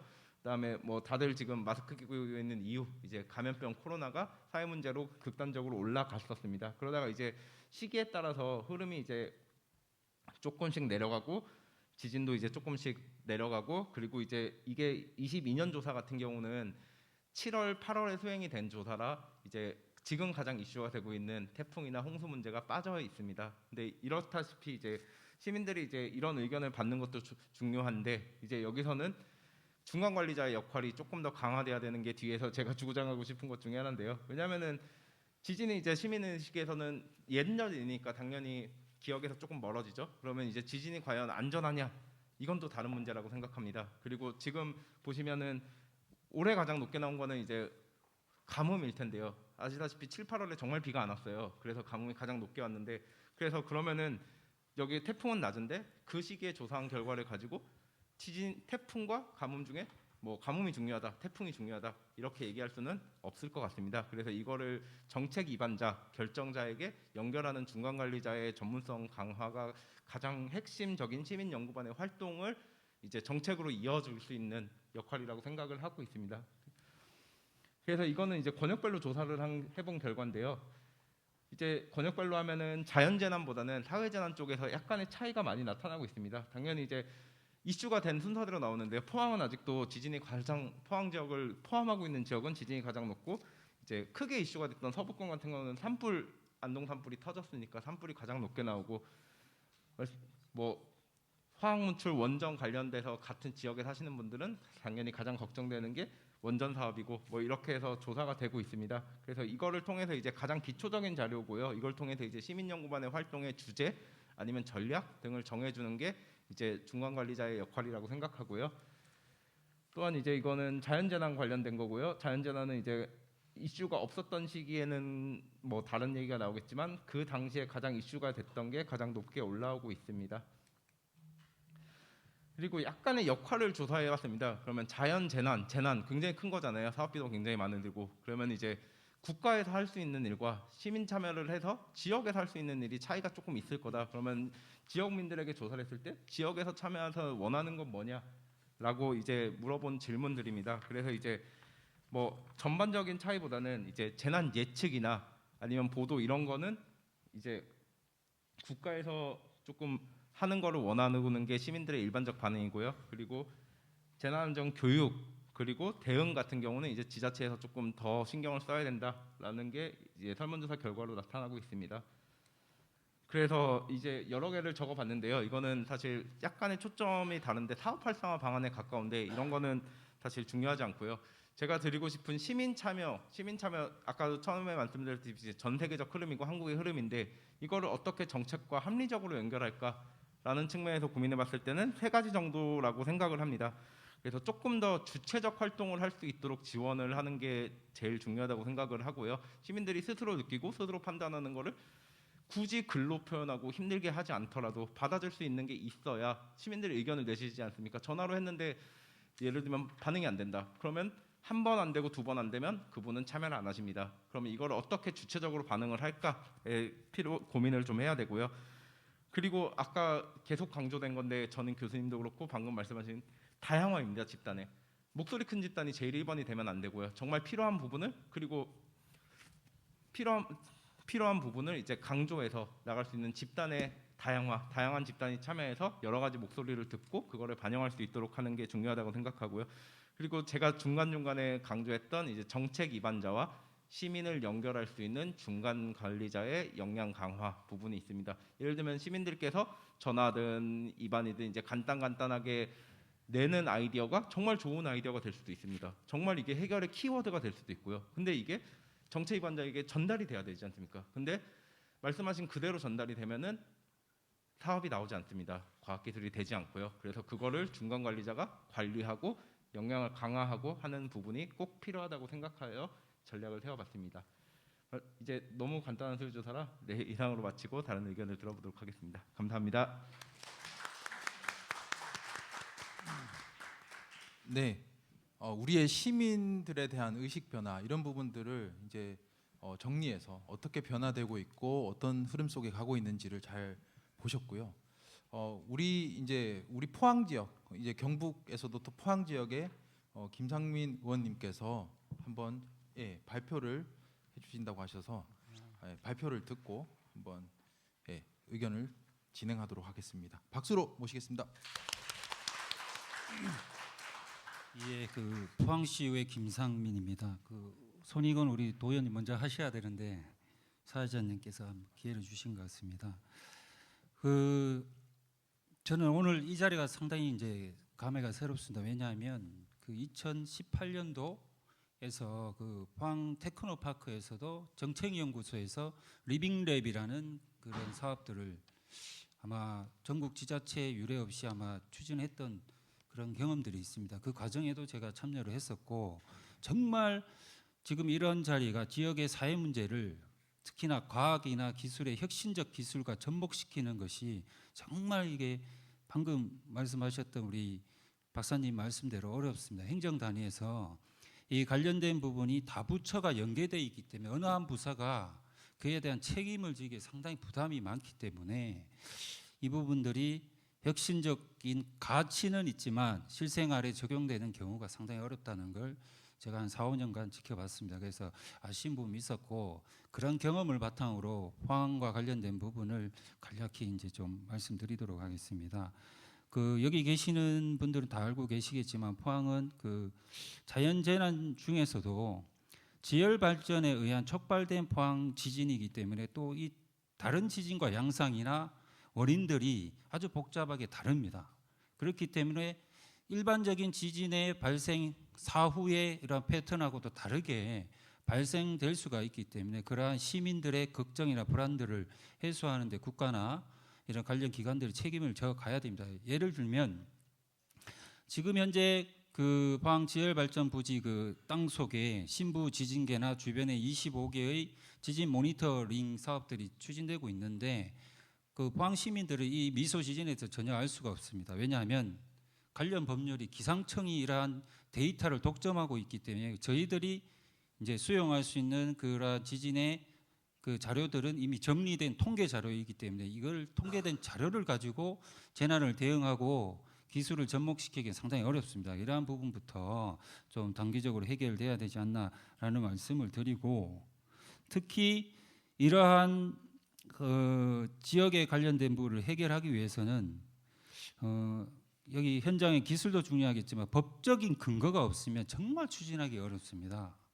여러 가지 이제 다부처와 관련되어 있다면 과학기술부에서 이게 정책 사업 수준에서 추진이 되고 있기 때문에 이 사업들이 그 지속 가능성을 가지고 추진되지 못하고 있는 그러한 게 있지 않나 저는 그렇게 생각을 하고, 관련해서 제가 자료를 확인해 봤는데 그 우리나라 국가 경제의 경제적 수준은 아주 선진국에 도달해 있지만 재난과 관련된 국가 경쟁력은 OECD 국가 중에 22위입니다. 그러니까 하위 수준밖에 안 되죠. 그리고 그러한 국가과학 기술의 수준도 최고 기술 보유국 중에 73% 다소 미비합니다. 이 재난을 바라보는 국가나 이러한 그 정치인들의 인식들이 지금보다 더 진전돼야 되고, 이러한 것이 담보되기 위해서는 법률이 이게 제정이 되지 않으면 해결될 수 없다라는 걸 저도 다행스럽게 이번 국회에서 제가 알기로 과학기술 기반에 관한 사회문제 해결을 위한 관련 법이 지금 발의가 되어 있습니다. 제가 확인을 하고 왔는데 이러한 부분들이 국회에 통과가 되어가지고 시민들의 다양한 목소리들이 지역사회의 문제로 해결되고 관련된 과학기술들이 또 여기에서 적용이 되고 그러한 재난이나 다른 국가의 이제 기술로 경험들이 수출되는 그런 계기가 됐으면 좋겠다는 말씀을 드립니다. 그 최근 포항시의 흰남노 태풍을 겪고 상당히 어려움을 겪고 있습니다. 그 제가 알기로 2017년도에 대전에 그 건너유라는, 아마 검색해 보시면 다 나오실 거예요. 리빙랩의 대표적인 혁신 사례 중에 하나가 건너유라는 알림이 사업이 있었습니다. 지역 주민들 모두가 이용하는 그 천에 그냥 징검다리를 그 비가 살짝 오면 건너지 못하고 삥 돌아가는 상황들이 있어서 이러한 것들을 그 알림 센서와 접목을 해서 시민들에 알려줬더니 상당히 그러한 체감이나 개선 효과가 있었던 걸로 알고 있습니다. 그러니까 우리 지역도 그 흰남도와 같은 500년 빈도의 비가 다시는 오지 않아야 되겠지만 상습 침수 구역이 있습니다. 곳곳에 장성동, 두호동 또 그리고 뭐 죽도동뿐만 이런 상습 침수 구역이 생기는 이유가 뭐냐면 기존의 하수 관로는 묻혀 있지만 주변의 도심의 아파트가 공급이 되기 때문에 이걸 배수 능력이 한계가 있습니다. 그렇기 때문에 우리 시민들이 가지고 있는 자동차나 또 이번에 유명을 달리하신 그 대피소의 이동 중에도 이렇게 이제 사망하는 사례도 있을 수가 있거든요.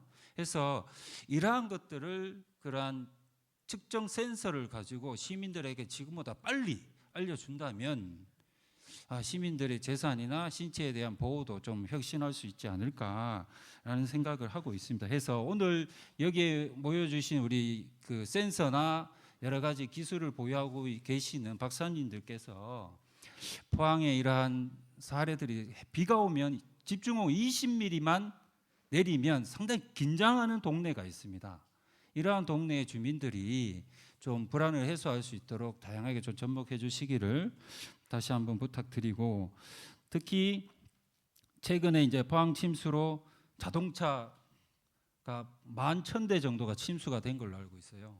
그러니까 이러한 부분도 기본적인 차대 번호나 데이터를 가지고 이러한 불법적인 중고 시장에 그 진출할 수 없도록 기존에 관련된 그 앱이 있는 걸로 알고 있습니다. 그 부분은 여러 가지 데이터를 활용하고 있지만 그 차량의 기존의 매물에 이제 나와 있는 자동차의 검색 그 차량 번호를 검색하게 돼 상당히 한계가 있는 걸로 알고 있어요. 그래서 오히려 그 자동차 손해보험 회사가 전선 처리되는 과정의 차대 번호나 좀 더 구체적인 데이터를 가지고 크로스 체킹할 수 있는 AI 이러한 프로그램들이 좀 접목을 해서 시민들의 그래 권익도 보호하고 그런 부분도 좀 혁신할 수 있는 사례로 좀 발전했으면 좋겠다는 말씀을 드리고, 끝으로 법적인 부분도 필요한 이러한 모든 그 시민들의 훌륭한 아이디어와 기술들이 좀 지역에 이제 그 적용이 되고 지속 가능성 확보하기 위해서는 포항시도 이와 관련된 같이 뭐 지역 사회 문제 해결을 위한 그 위원회를 설치하거나 관련 참여 예산 제도 중에 이러한 혁신 연구 과제를 실링을 주는 방식의 관련 조례들도 한번 검토해서 오늘 우리 도 의원님도 오셨으니까 도에서도 같이 좀 머리를 맞춰서 근거를 가지고 그 훌륭한 기술과 시민들의 아이디어들이 좀 현장에 더 적용이 되고 사업으로 좀 확장할 수 있도록 그런 데 도움이 될 수 있도록 저 또한 노력하겠다는 말씀으로 오늘 패널을 마치도록 하겠습니다. 고맙습니다. 네, 우리 지역의 현안에 대한 문제 해결에 대해서 정말 똑부러지게 얘기해 주신 김상민 의원님께 다시 한번 박수 부탁드리겠습니다. 네, 우리 패널 토론회 일단 마지막으로 저는 제가 처음에 올 때 여기 토론하면서 도 의원님이시면 굉장히 나이가 드시고 그리고 이제 뭐 좀 어렵겠구나라는 생각을 했었거든요. 근데 옆에 앉아 계신데 보자마자 제가 첫 번째 너무 잘생기셨네요라고 했습니다. 그렇지 않습니까? 예, 우리 토론회 좀 밝게 할 수 있도록 우리 의원님 잘생겼으니까 박수 한번 하고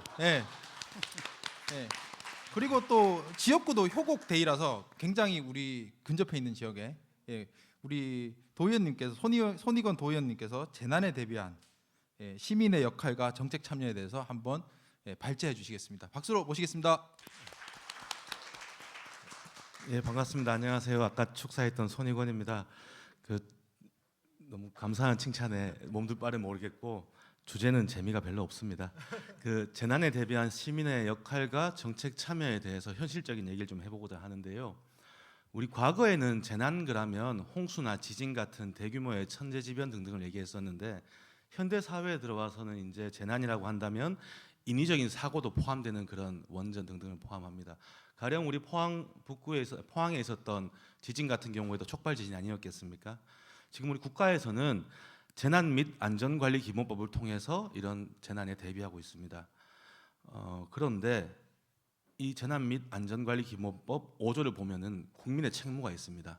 근데 이 국민의 책무를 보면은 매우 소극적입니다. 한번 읽어드리자면 국민은 국가와 지방자치단체가 재난 및 안전관리 업무를 수행할 때 최대한 협조해야 되고 자기가 소유하거나 사용하는 건물이 사고가 발생하지 않도록 노력해야 한다라는 게 재난에 대비한 국민의 책무입니다. 저는 이게 너무 소극적이라고 봐요. 이제 그 역할이 더 커져야 할 때가 되지 않았나 생각합니다. 그게 오늘 포럼에서 이제 기술에 대한 개발과 접목은 물론이고 우리 시민 참여에 대한 것이 또 핵심 주제인 만큼 이에 대해서 얘기를 좀 해보고자 하는데요. 먼저 우리 행정기관에 대한 역할을 먼저 좀 보자면 실제로 우리 행정기관은 재난 대비에 매우 적극적입니다. 우리 김상민 의원님께서는 또 북구에 계시다 보니까 또 지진 얘기를 하셨는데 전 남구에 있다 보니까 태풍 얘기를 좀 하자면 이번 태풍 때 제가 새벽 2시까지 일단은 시청에 있었습니다.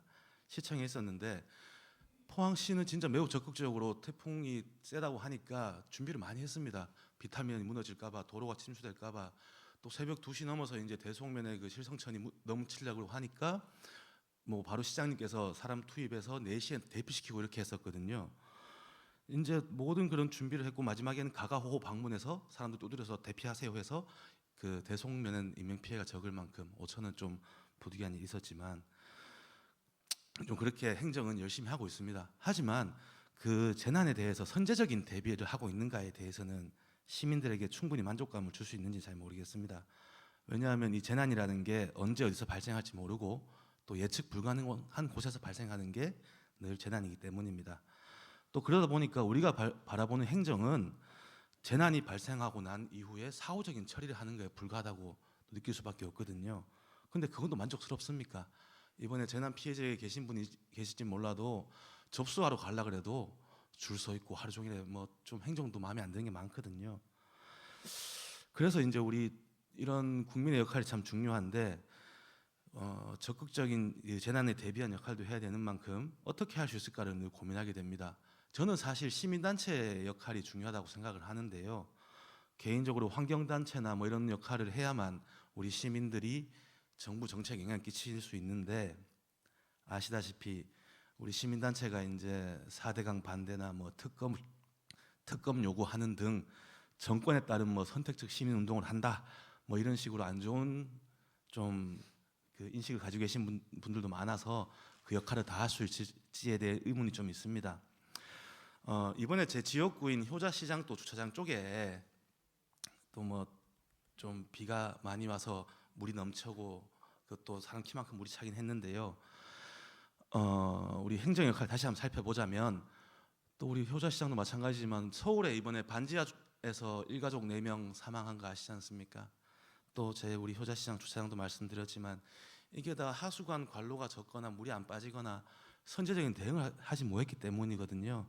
이런 것처럼 도시 전체에 대한 취약성을 분석해서 배수나 조리시설을 확충하고 방제 기능을 강화하고 또 건축물이 설계에 다 맞게 되어 있는지 관리 기준은 되었는지 이런 걸 다 확인해서 재해 재난으로부터 안전한 환경이 조성될 수 있게 구체적이고 실질적인 방안을 강구하는 것이 행정에 주는 역할이라고 봅니다. 제가 경북도의원인데요. 우리 경북도에서도 하긴 하지만 그에 대해서는 또 기초지자체에서 많이 담당하는 부분이 있습니다. 자, 그럼 이제 결론적으로 시민의 역할을 보면요. 제가 생각하는 시민의 역할은 행정이 제 역할을 할 수 있도록 감시하고 견제하는 것이 1번이라고 봅니다. 아까 전에 우리 좌민기 대표님께서 말씀하신 것처럼 그렇게 이제 좋은 아이디어 낼 수 있는 게 우선이 되기도 하고 그 김희태 교수님께서 말씀하신 것처럼 에너지 정책이 제대로 적용될 수 있게 또 재난에 대한 예측 이런 게 정책에 반영될 수 있게 하는 게 중요하긴 한데 그거는 너무 정부 차원에 또 선거가 정권 차원에 되는 거기 때문에 그건 제외하고 좀 현실적인 얘기를 하자면요. 적합할지 모르겠지만 우리 존경하는 김상민 의원님 계시지만 우리 선출직 공무원들을 잘 활용하시는 방법이 가장 현실적이라고 저는 감히 말씀드리겠습니다. 여러분의 손으로 뽑아주신 우리 선출직을 활용하셔서 행정을 감시할 때 행정이 제 역할을 할 수 있도록 만드는 원동력이 될 수 있을 거라 생각합니다. 평소에 공무원들 전화하셨을 때 반응이 어땠습니까? 뭐 친절하게 뭐 결과까지 다 보고 받으셨습니까? 조금 부족하실 겁니다. 자기가 사는 지역의 시의원들, 도의원들 전화해서 한번 결과를 받아보십시오. 누구보다 친절하게. 아니면 정책을 제안해 보십시오. 그 정책이 왜 안 되는지, 왜 되는지 의견이 금방 잘 올 겁니다. 그 우리 시민들의 무관심이 정치와 행정을 정체되게 부패하게 만드는 게 있습니다. 그리고 하나 더 부탁을 드리자면 일부 관심 가진 사람들의 큰 목소리가 행정과 정치에 들어가면 안 된다고 생각합니다. 여러 다양한 목소리가 정치인들과 행정에게 들어가야 된다고 생각합니다. 저는 그게 우리 시민들의 역할이라고 봅니다. 다양한 목소리가 반영될 수 있도록 여러분 주변의 목소리도 다 우리 행정과 정치에 반영될 수 있도록 해주십시오. 아까 우리 김희태 교수님께서도 다양한 사람들이 모여서 대화를 나누어야 진정한 컨센서스가 형성된다고 말씀하셨는데요. 우리 앞으로도 민주주의의 보루인 의회가 또 우리 선출직 의원들이 제 역할 다 할 수 있도록 여러분께서 많이 감시해 주시고 일시켜 주시기 바랍니다. 저는 현재 교육위원회에 소속되어 있습니다. 교육과 관련된 게 있으면 언제든 저한테 전화 주시고 제 전화번호는 그 경상북도 홈페이지에 들어가면 다 공개되어 있습니다. 그러니까 언제든 편히 말씀 주시고 의견 주시고 우리 시민 참여로 재난과 안전 그리고 여러분의 그 삶의 질까지 높일 수 있게 되길 기대합니다. 감사합니다. 네, 역시 도의원님이라서 말씀도 잘해주시고 특히 맨 끝에 와닿는 게 있는데요. 어떤 문제가 발생할 때 어디다가 얘기하면 굉장히 빠르고 정확하고 많은 얘기들을 들을 수 있는지를 한번 들었는데 사실 예전에는만 해도 되게 의원님 하면 이제 높게 보고 이런 게 있지 않습니까? 이제 어쨌든 우리의 대표이기시기도 하고 우리의 의견을 받아주실 창구이기도 합니다. 플랫폼이기도 하고 그래서 우리가 어떻게 의원님들을 잘 활용할지 그리고 어떻게 함께 할지를 같이 고민하면 이런 의견들이 오가게 되면 이제 우리의 사회 문제를 해결하는데 굉장히 도움이 될 거고 우리 시민연구반이 어디에다가 같이 함께 할지도 같이 엮을 수 있는 이런 자리가 될 거라고 저는 생각을 합니다. 그래서 오늘 패널 발표에 대해서 굉장히 좋은 얘기 많이 해주셨고요. 다음으로 시민분들께서도 혹시 뭐 이런 재난 안전에 대해서 불편한 부분이 있었거나 아니면 또 의견을 얘기하고 싶으신 부분이 있으시다면 편하게 아주 작은 거라도 사소한 거라도 한번 얘기를 부탁드려 볼까 합니다. 네, 혹시 있으실까요? 예, 있어야 됩니다. 예, 없으면 안 됩니다. 예. 마이크로 혹시 전달될까요? 예.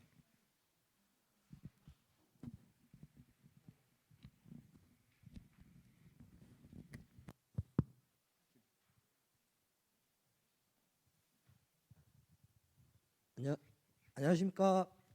해도동에 살고 있는 주민입니다. 오늘 그 의원님들하고 말씀 많이 참 좋은 말씀 많이 들었습니다.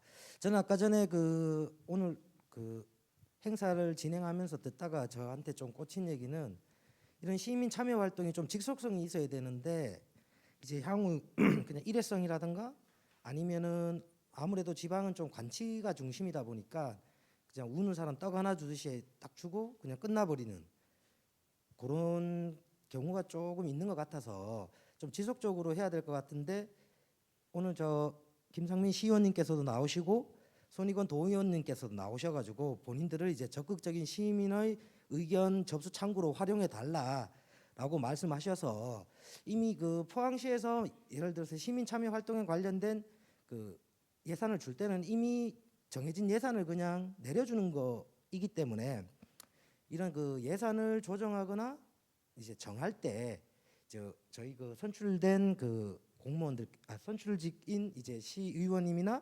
도의원님께서 지속적으로 이러한 참여 활동을 보장할 수 있도록 예산 배정해서 이제 좀 많이 좀 신경 써 주셨으면 좋겠습니다. 그래서 이게 일회성으로 끝나지 말고 이제 지속적으로 계속 될 수 있었으면 좋겠습니다. 많은 노력 좀 부탁드리겠습니다. 이상입니다.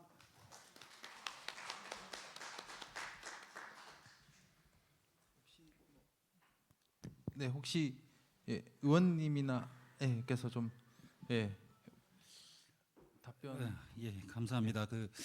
그 예산과 관련된 부분은 그 지역에 이제 곳곳에 있는 부분들은 수건 사업들은 포항시 이제 참여 예산을 통해서 이제 주민들의 의견을 거쳐서 이제 확인하는 방법도 있지만 오늘 이 자리가 어쨌든 지역 사회의 문제를 과학 기술이나 핵심적인 기술과 접목되는 부분에서의 시민들의 그런 아이디어들을 좀 실증화하는 데 역할하는 데 상당히 중요하고 그런 기회가 또 자주 있어야 된다는 취지인 것 같습니다. 그러려면 아까 말씀드린 대로 이게 지방자치 사무는 그 지금 저희가 30년 만에 지방자치법이 개정이 되었지만 예산 편성권은 의회에 있고 그 집행부에 있고 저희가 심의 의결하는 권한이지만 말씀하신 부분들 이런 자리가 계속적으로 유지되기 위해서는 이 법률의 위임도 필요하지만 근거가 없이 정말 어렵던 것 같습니다. 해서 저도 이에 대해 충분히 공감을 하고 이러한 사업들이 법에 위임되지 않는 근거를 할 수는 없겠지만 정책 사업이라도 여기 계신 테크노파크나 포항시의 미래전략과가 있습니다. 그런 과랑 같이 해서 지속적으로 또 이렇게 소통할 수 있는 자리가 될 수 있도록 저희도 노력하도록 하고 또 혹시 기회가 되신다면 저도 그 오기 전에 이제 예산부서에 말씀을 드려놓고 왔습니다.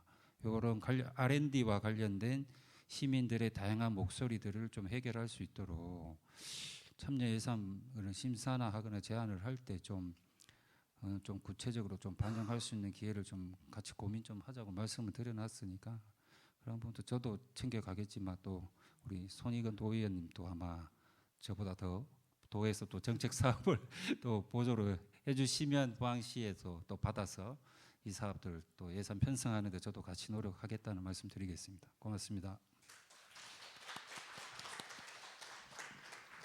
네, 좋은 의견 감사합니다. 최선을 다하겠습니다. 네, 혹시 또 시민분들께서 의견이나 없으시면 제가 도민이기도 시민이기도 하니까요. 저도 일단 토론의 좌장을 빼고 저도 이제 과학기술의 발전과 어떤 시민의 의식에 대한 부분에 있어서 우리가 이제 10년, 20년 전만 살더라도 자연환경에 어떤 비가 호우가 많이 내리거나 아니면 태풍이 오거나 했을 때 어떤 피해에 대해서 그때는 당연하지라고 생각했던 부분이 현재는 당연하지 않다라는 생각이 있습니다.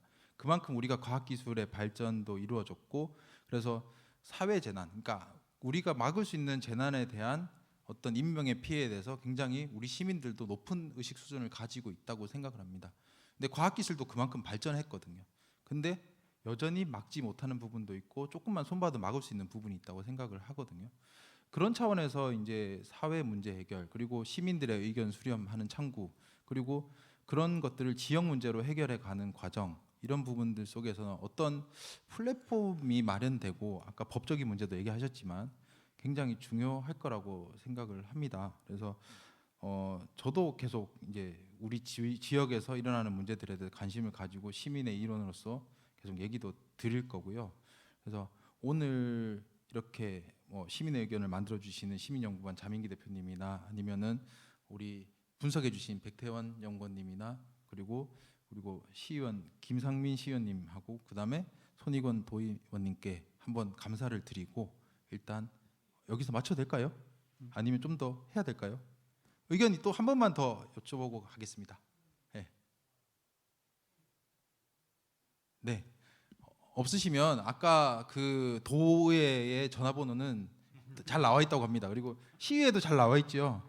네. 그러면은 한번 많은 의견을 뭐 작지만 거기서부터 출발이라고 생각하시고 우리 시민분들께서 도민분들께서 많은 의견을 내주시면 감사하겠습니다.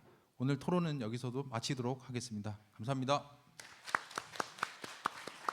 네, 각 분야의 포럼에서 전문가들과 재난안전 사회 문제에 관심이 많으신 시민 여러분들의 적극적인 관심과 뜨거운 성원에 힘입어서 오늘 재난과 안전 분야에 대한 대비가 앞으로 더 잘 이루어질 거라고 확신이 듭니다. 그럼 이상으로 경북 재난안전 사회 문제 시민 안전 포럼을 마치도록 하겠습니다. 바쁘신 와중에도 시간 내주신 여러분께 진심으로 감사의 인사를 드립니다. 여러분 안녕히 돌아가십시오.